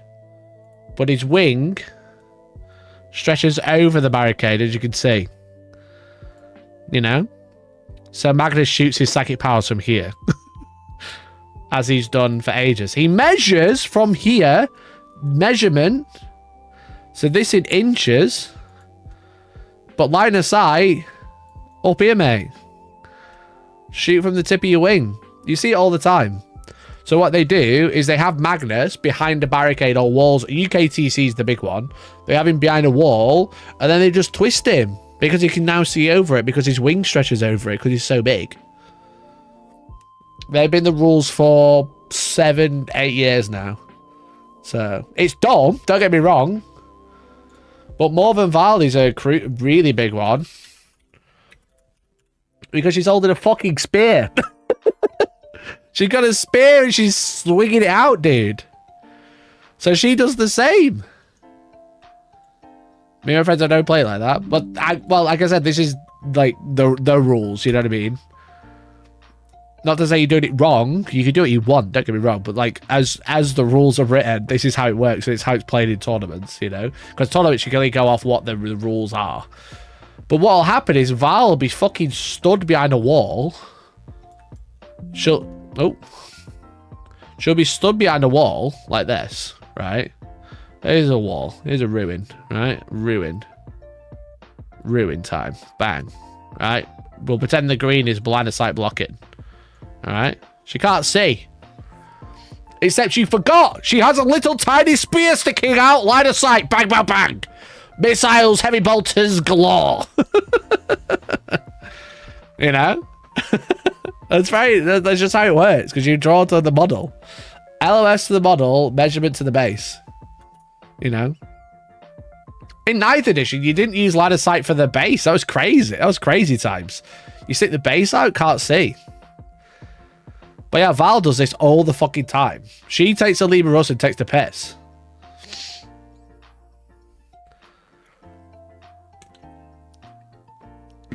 I know playing that way is a dick. Even in a tournament, a decent person is not drawing line of sight from the tip of the spear. Well, like Papaya, I can understand what you're trying to say, but like, they're the rules. She can also be seen, yeah, but obviously trying to draw a line of sight to a tip of a spear is difficult. Like, these are the rules, you know? So, like, are you a dickhead for following the rules? Yeah, you're gaining an advantage. But, like, if you have a model, you can do the same thing. Yeah, don't let the player do the game. This is, like, quite normal, quite common. Don't care about the rules about being reasonable. Well, then we could be like, you kind of opened a can of worms. I'm not saying it's like a good play. I'm not saying, wow, this is such a good sportsman. But it's like, you can't be mad at someone for following the rules, right? It's when if they repose models, yeah, that's obviously then we talk model for advantage. But Magnus, without like setting his wings on literally on fire to bend them, then like it's if you played it like this, then you aren't gaining an advantage at all. It's just how the game's played, you know. Like I said, you might disagree with it and think it's cringe. That's totally understandable, but that is how the rules work, you know. So what's another example? I mean, I do it, you know what I mean? Like I was playing Andy a few weeks ago, and I was shooting my repulsor from the back end of it, from an engine. You know?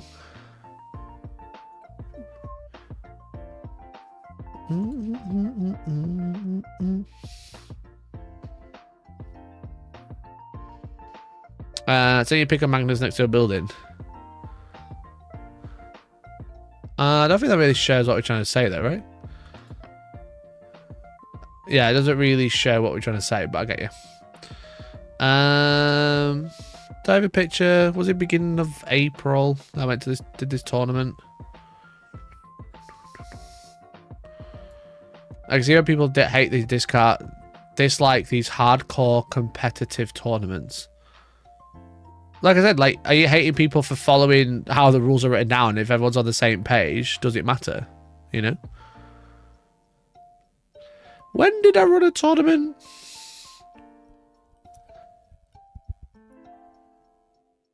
Was it April or March?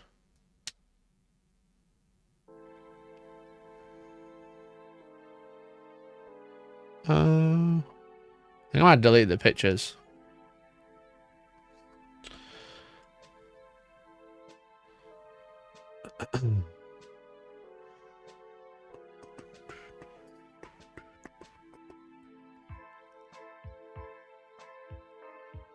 No, I can't find the pictures, never mind.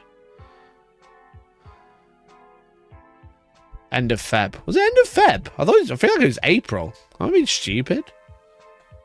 I must be.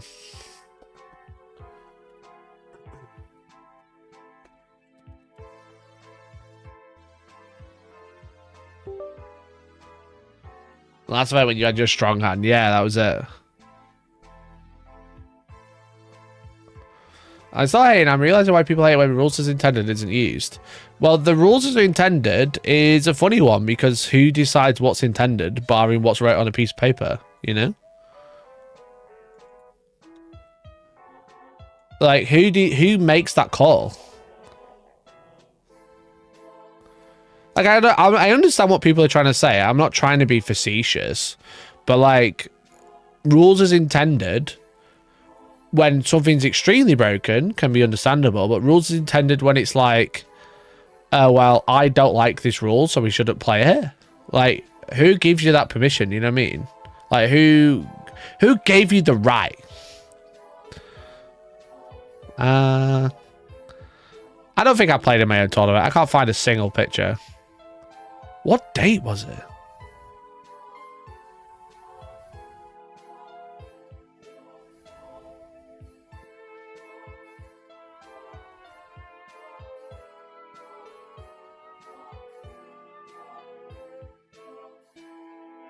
That's when I asked what prize I should give away.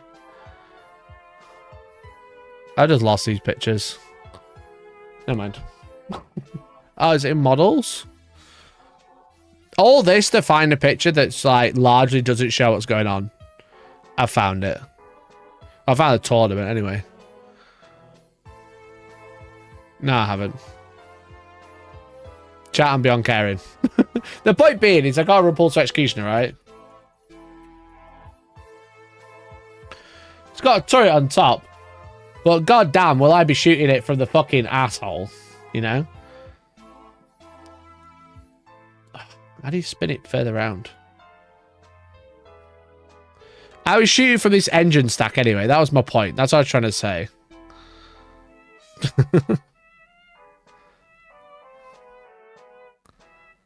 Rules is intended intended leads for different interpretations. Rules is written usually does not. There is a right answer. Yeah, like I said, it's like you can like hate it if you don't like it. I mean, I understand, but like if everyone's playing the same rules, then it's a fair game, you know? If I'm shooting from an antenna, you can shoot me at the antenna.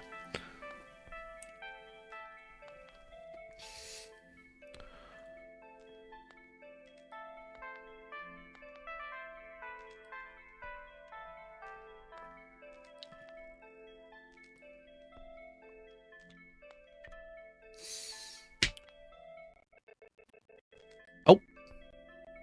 Excuse me. That's my headphones dead. Really need to work out why that happens.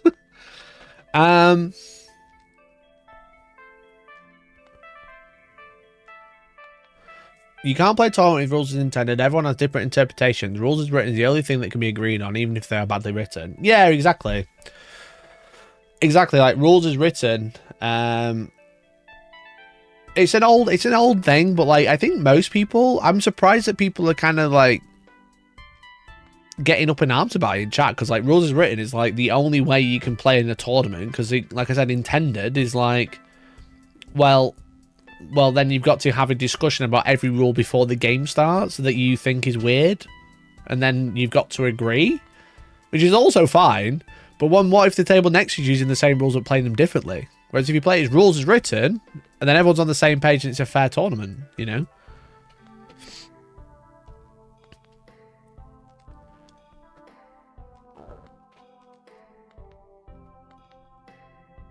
For vehicles like Riptides, Wounded Danes. Oh, careful now. That's wrong. Riptides you measure from the base. Wave Serpents, however, you measure from the hull.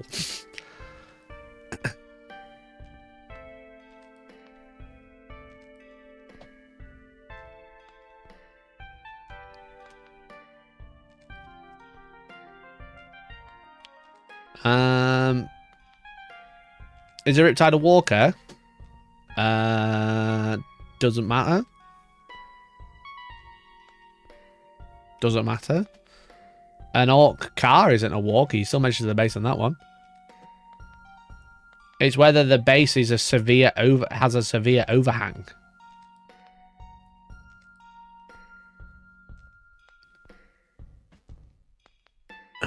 That's how you decide whether you measure to the hull or the model if it is on a base, is whether the model has a severe overhang, which Riptides don't. I don't see that anywhere in the rules. Okay, go to the competitive companion. Where's his rule about Walker? If you can tell me where this rule about Walker is, bro, I'll be happy to be stood corrected, you know? Yeah, Drukhari Raid is a good example.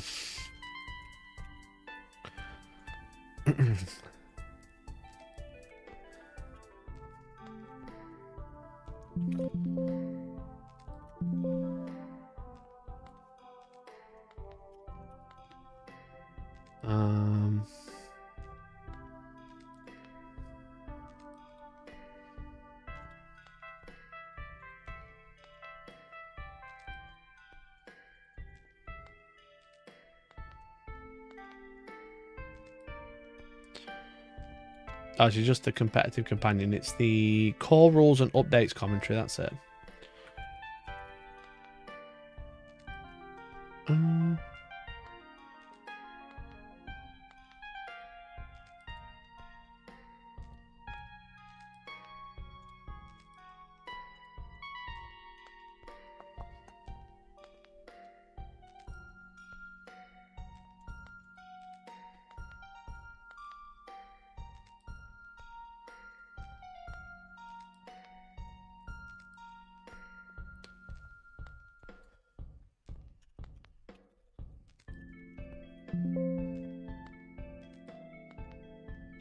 Using the base for line of sight would be awkward. You currently use a base for line of sight. as well as the model.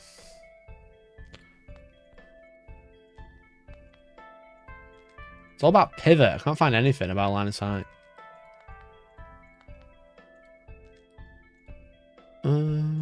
What else is it written down again? Definitely is somewhere.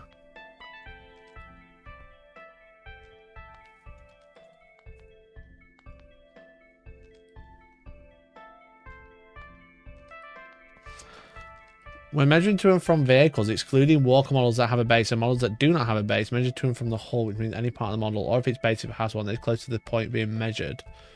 It does actually say excluding walkers. Interesting. Yeah, you got me there. Got me there, brother. Does Riptide not have walker then?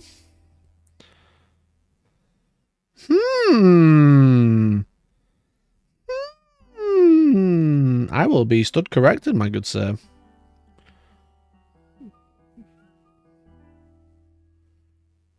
That's one of those rules that you think you know, but you actually don't.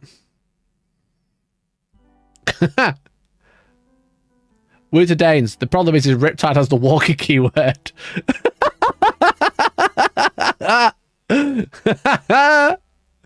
Ah, brother, got me there.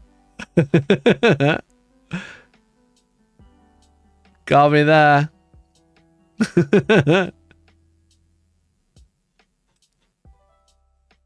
There we go. So Wooter Dates was both wrong and right at the same time. He was right about the walker thing, but Riptide's measured to the base because they are a walker.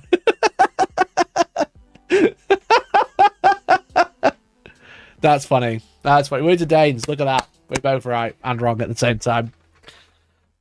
Mike, have been cheating for 2.5 years. Yes, I've been cheating. But I'm measuring to the base of a Riptide because you measure to the base of a Riptide.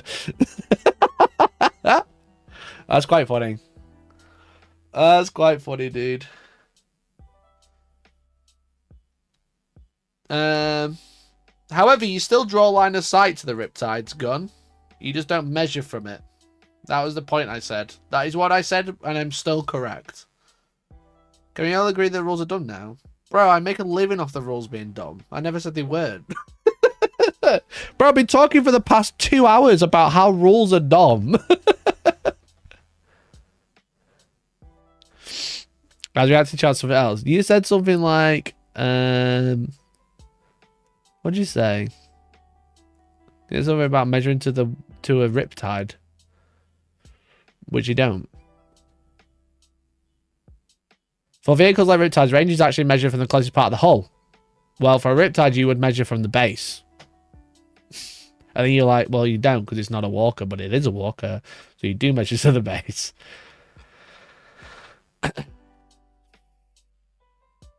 Someone got scammed in a tournament. Yeah.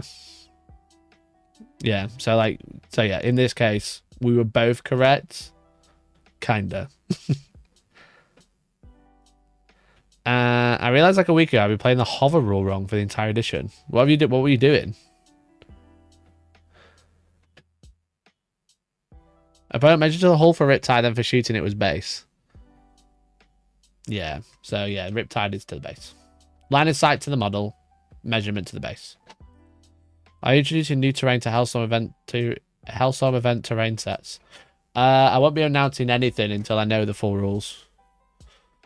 I won't be announcing anything until I know the full rules. But let's just say I'm working on some fun stuff in the background. And it relates to this image directly.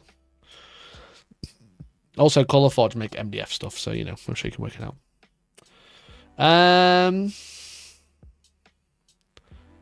I've got to lose the aircraft keyword, so I've never once this edition counted a hovering former aircraft for secondaries, or that say aircraft don't count. Yeah, they are essentially, if you put something in hover, it's essentially a speeder. You know, it's just treated as an OC0 land speeder in terms of rules. You know, like just like any other, an OC0 vehicle. So that's why Storm Ravens got so big. You know, that's why Storm Ravens got so big very quickly. And the reason that the Storm Raven was so good is because Gulliman has a rule. One of his Primarch abilities. Let me have a look. Gwilly Man. Rebute Gwilly Man with the author of the Codex. Because obviously everything is Space Marine is only broken if you've got Gulliman next to it. It says, while a friendly Adeptus Astartes unit is within 6 inches of this model, add 1 to the objective control characteristics of models in that unit, and you can reroll battle shock tests. So with the Stormwraith, you can actually make it OC1. So it can like go and grab objectives and stuff. So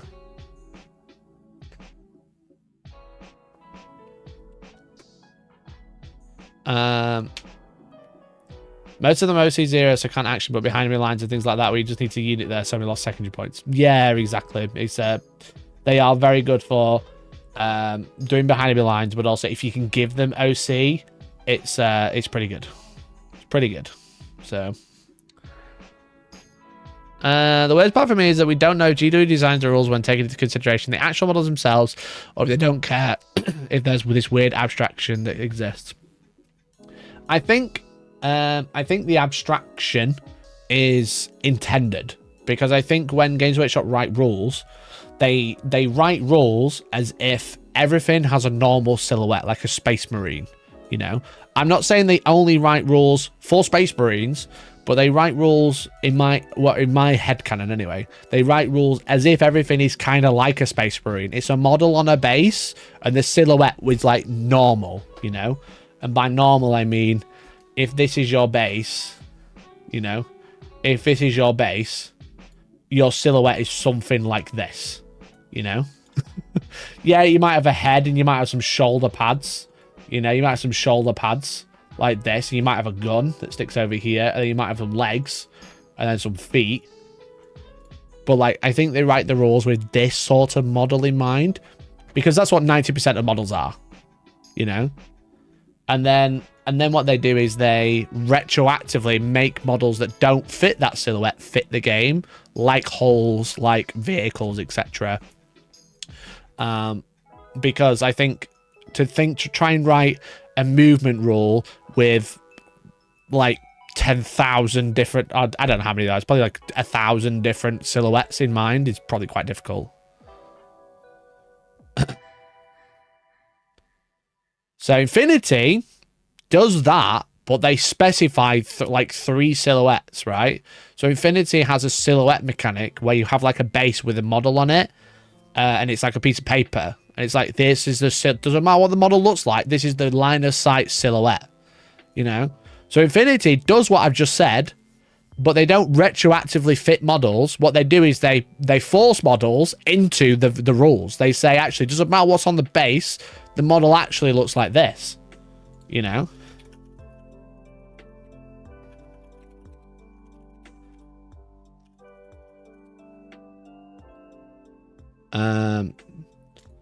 So yeah, so like Infinity, I'm just clicking on a random website, no idea what this is, right?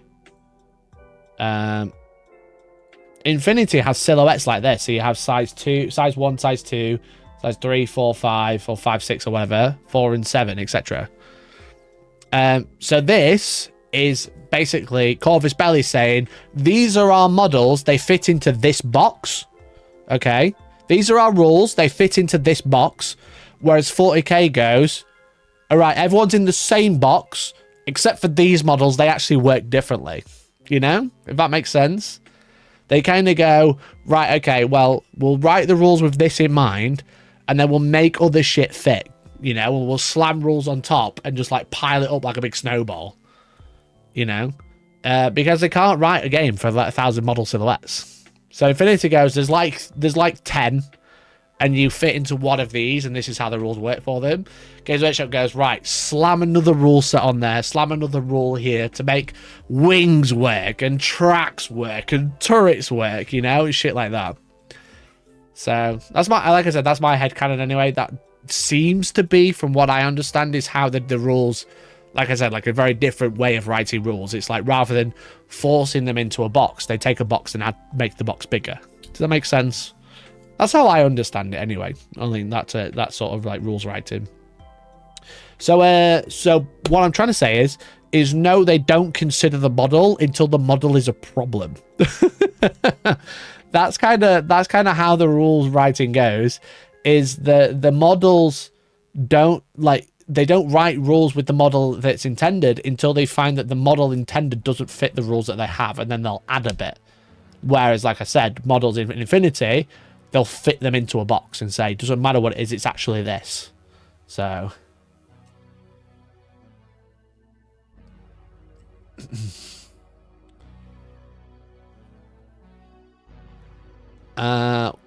it's also a lot easier with Infinity because it's in significantly smaller scale. I mean, you can do the same thing, right? The silhouettes are just different for 40k. But like I said, the problem is we have much more variety.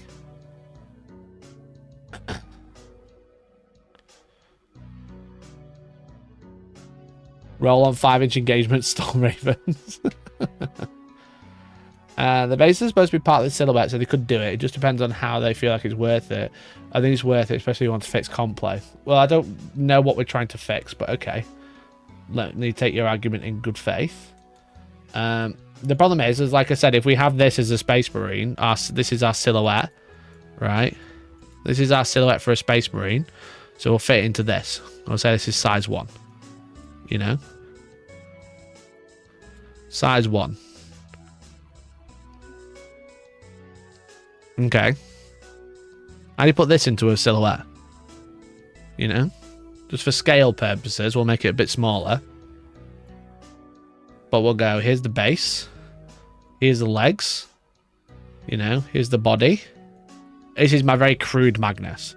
Here's his arms. Here's his spear. And then here's his head. And then here's his wings. You know, how do you fit that into a silhouette? Do you go, right, the model's actually this? Understandable. Okay.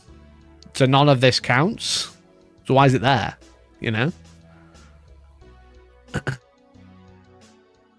Isn't StarCraft also not using the size system? They are using the size system, yeah, and it works quite well. But okay, right, you've got Imperial Knight now. So let's draw an Imperial Knight in yellow. Right, Imperial Knight stands like this tall. You know? Maybe a bit taller. Imperial Knight stands this tall. You got the shoulder pads. You know? Got the guns. Got the sword. And then you got like the body. And then you got the leg. And then you got the humongous base. Does that still fit into the same silhouette? You know what I mean? Like I said, like, it's two different ways. I'm not saying either way's right, but I'm saying that it feels like for their variety of stuff, is rather than going, this fits into a silhouette. The silhouettes we don't have silhouettes. We just add the rules to make it bigger. You know.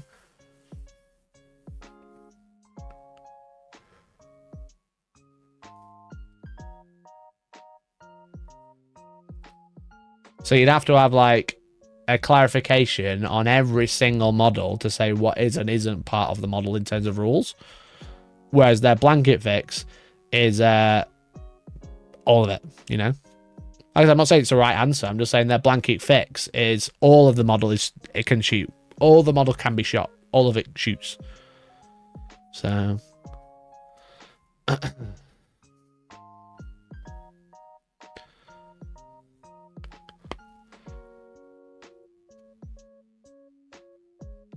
you can argue that the wings can't be shot from and also aren't easy enough to hit, so you could still have the silhouette just above the base. Yeah, like I said, but then, like you say, you got to have a clarification for every single model in the game. Because, like, what about when you've got... Let's clean up a little bit. What about if you've got, like, an orc boy on a base... And he's got like a pistol. And he's got a little chopper. You know. There you go. There's an orc. That's an orc boy if I ever saw one. He's gonna be sad because he's an orc. Looks a bit like Shrek now. Well, if you got a war boss, you know? And he's like a little bit he's got a little bit of a tactical rock. And then he's stood on the tactical rock and his like knee comes up here. And he's like stood here, his boots hanging off the edge of the base. And then he's stood up, and then he's got like a big gun in the air because he's cool, and he's got his claw over here. you know? And he's also sad because he's an orc. Do we have the same silhouette? And then, like I said, like, do we have to have do we have a similar silhouette and say the silhouette's this? Different color. Is the silhouette this? Or is the silhouette this? You know?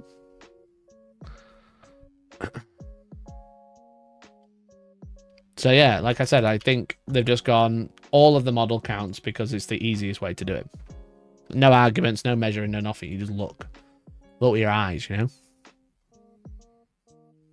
Or with your fucking blinding laser pen, as people in the US do. I forgot to say, at Adepticon, I saw someone using one of those crazy laser lines. Do you remember we watched that video about people being blinded in the US? I saw it, and it was fucking huge. And it was also Reese from Frontline. Not to dox. Reese, not to dox, but you are using a very dangerous laser pen. It was huge. It was like a tactical nuke. It was humongous. I couldn't believe it. I was like, what the fuck? He's got one. Here's ours with our little puny ones. Pew, pew, pew. You know? It was like picking up like what can only describe is probably like a Lynx can. It was like this. You know?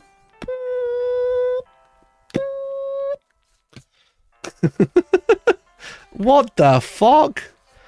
It was like huge. It was like on his next. It was bigger than his tape measure. We use a little piddly thing. God. They got like tactical laser pens. Yeah, we have like normal ones that are like little laser pens that we play with our cats with, you know? Whereas the Americans are like, it's fucking like, it's like the Hammer of Dawn from Gears of War. You know? You have to like charge it up and make sure you can get the sunlight so the fucking beam can come from the heavens and set everything on fire. It was crazy, dude. He needs to watch an hour-long video with the professor about laser safety. He does! He does! I couldn't believe I couldn't believe my eyes! Because they were getting burned out by the lasers. It was crazy. Honestly wild. Honestly wild. That was a funny video. That was a funny video, to be fair.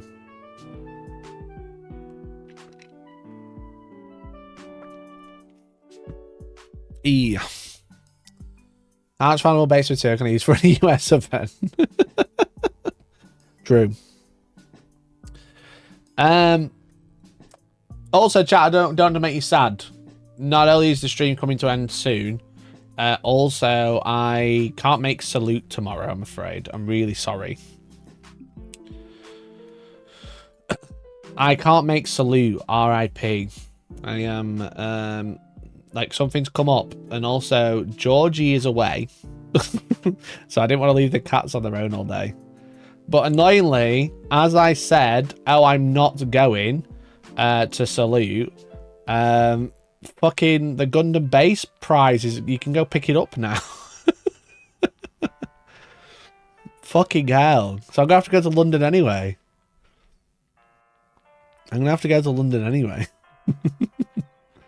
But yeah, I'm not going because something's come up.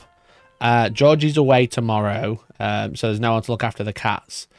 And also I'm like doing some work with StarCraft, and they want me to finish it extremely soon. And the problem is they sent me the box whilst I was at Adepticon, even though I was supposed to receive it like February. I got it whilst I was at Adepticon, and then I was away. I was like away for that week, and then I got back and I was basically away another week, so I couldn't sleep. And they're like, we need a video before the Founders Edition ends next week, and I'm like, bruh. Bruh. So I'm gonna be doing that this weekend instead. So it's pretty fun. I've been showing the parasocial what I've been doing. I'm doing like a like different levels of painting StarCraft to get it on the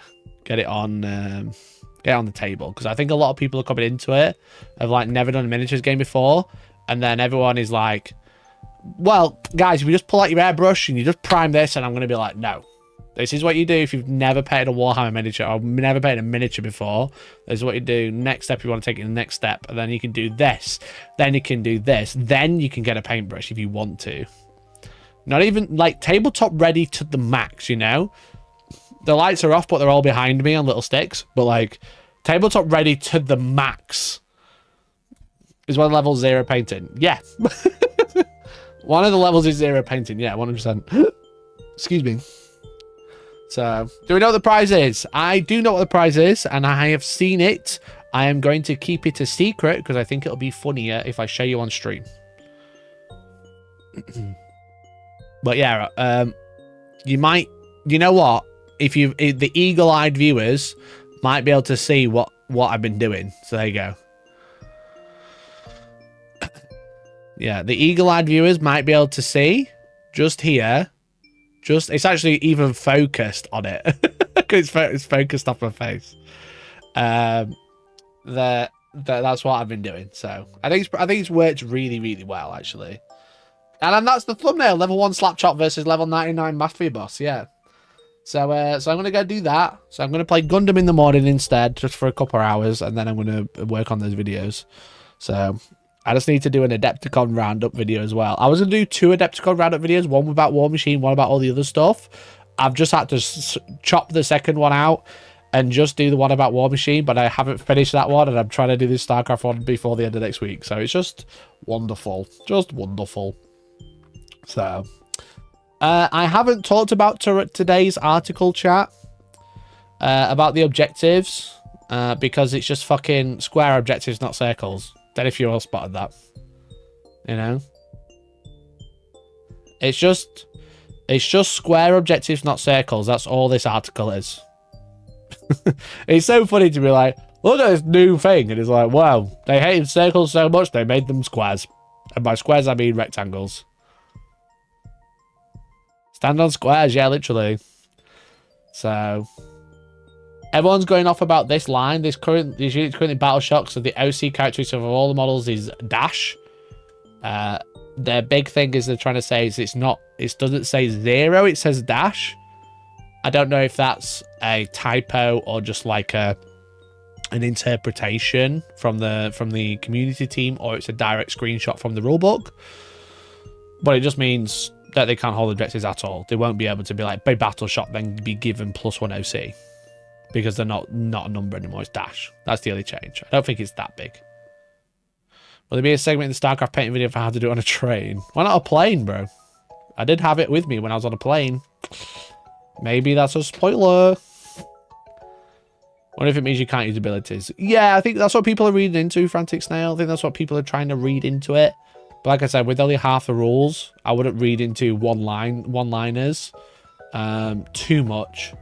Without seeing the full rule book, you know. It could mean that. I think that would be a nice change, but like I said, is this been made from the? Is this been taken from the rule book? It's been made for the article. So yeah. If it's like 10th edition, it means it can't be modified at all, like That's on Des says. If it's battle shocked, it can't be boosted to OC1. Kind of like I said with Guilliman with the Storm Raven. You can do that with battle shocked units as well, but I honestly, it might be that it might not be. So yeah, that's basically it. What they're saying is, you no longer stand on circles, you stand on rectangles, except for the times you need to stand on circles. That's it. There we go. So that's today's article. Not everything's an object. Not every mission uses circles, except for the missions that use circles. So, it's so funny that everyone's complaining about the big fucking circles, even though we've been capturing objectives 3 inches away for like 20 years. And now suddenly it's a problem. It's almost like one of those things where it's like, it's not a problem until someone says it is. You know what I mean? Like, I know some casual players don't like the big objective templates that like I use and stuff. But it's so much better to see what you're standing on without having to get a 3-inch stick out every time to check whether the objective's in the right place. They also don't slide, so they don't move around, which is nice. But then suddenly when Games Workshop said, no longer will you stand on circles, everyone's gone, fuck yes, let's go. Fuck those circles. And it's like, you know, all we've done is move the circles into the terrain, which fucking 90% of games have anyway. You know, if I just pull up, if I pull up my mission pack, for example,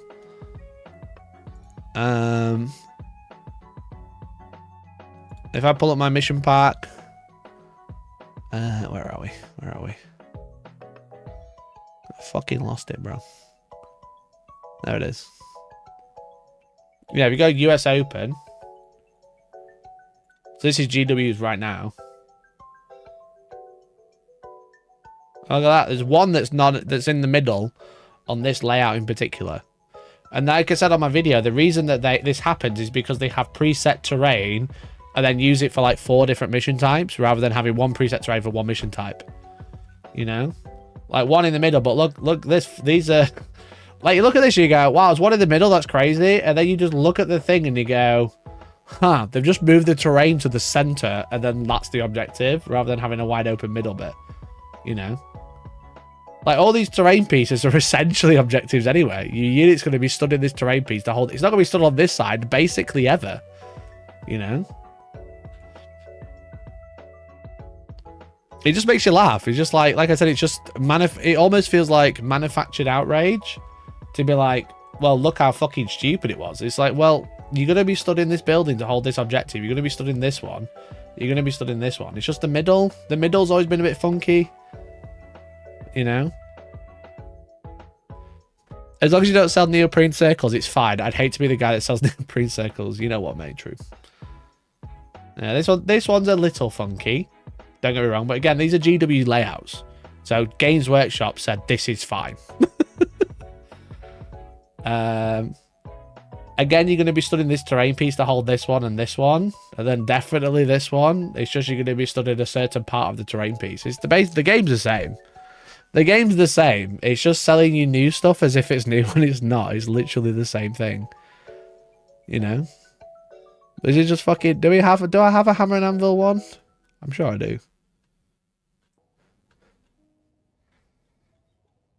Hammer and anvil was just straight across the middle. That was the problem. Is it? Wait, where's my hammer and anvil? Was it round 2? Or was that my last edition? I don't remember.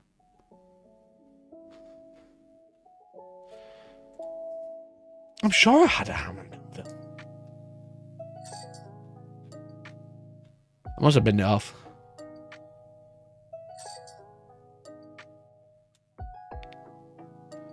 But if you look at like Crucible of Battle, this Crucible of Battle look. So you got one here, one there. You know what I'll do, just to make it super clear. I'll even rotate it for you. How do you rotate? How do you rotate? Fuck. There we go.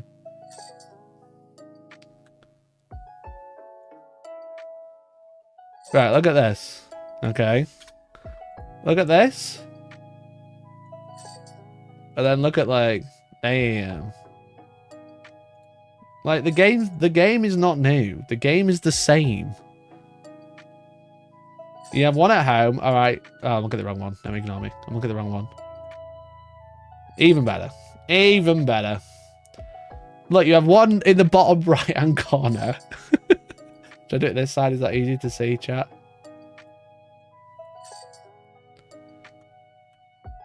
Try to get it so you can get both on screen.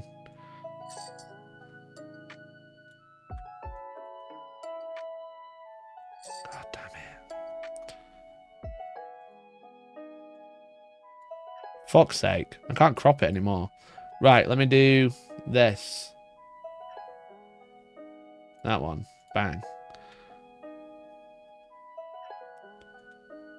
And do that. Right, there we go. We do it. Look, there's a fucking objective. Top left, bottom right. There's 3 going in a diagonal across the middle. The game is exactly the same. That's what I just think's funny. It's being sold as new. It's not new. It's identical. It's just the same. It's just now you stand in the square rather than standing in the square in a specific point. We've rotated the terrain. Call it a day. Random thought, I wonder if they'll do another run of all the Legends fortifications so they can say, look guys, you can stand in a handful bunker. 100p. 100p. They will do that. So yeah, anyway, there's your interesting facts for tonight. There's all the things you missed. Oh, look at that. We're playing the music at the same time as the background, look.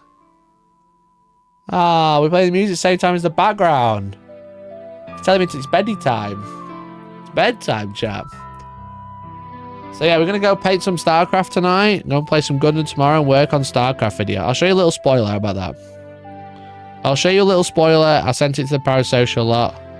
Don't tell anybody. Chat, this model is not painted. Do you remember that line I did for a short? This model is not painted. Isn't that crazy? There is no paint on this model. Just want to clarify. There is no paint. Okay? And that was me saying to the parasocial gang,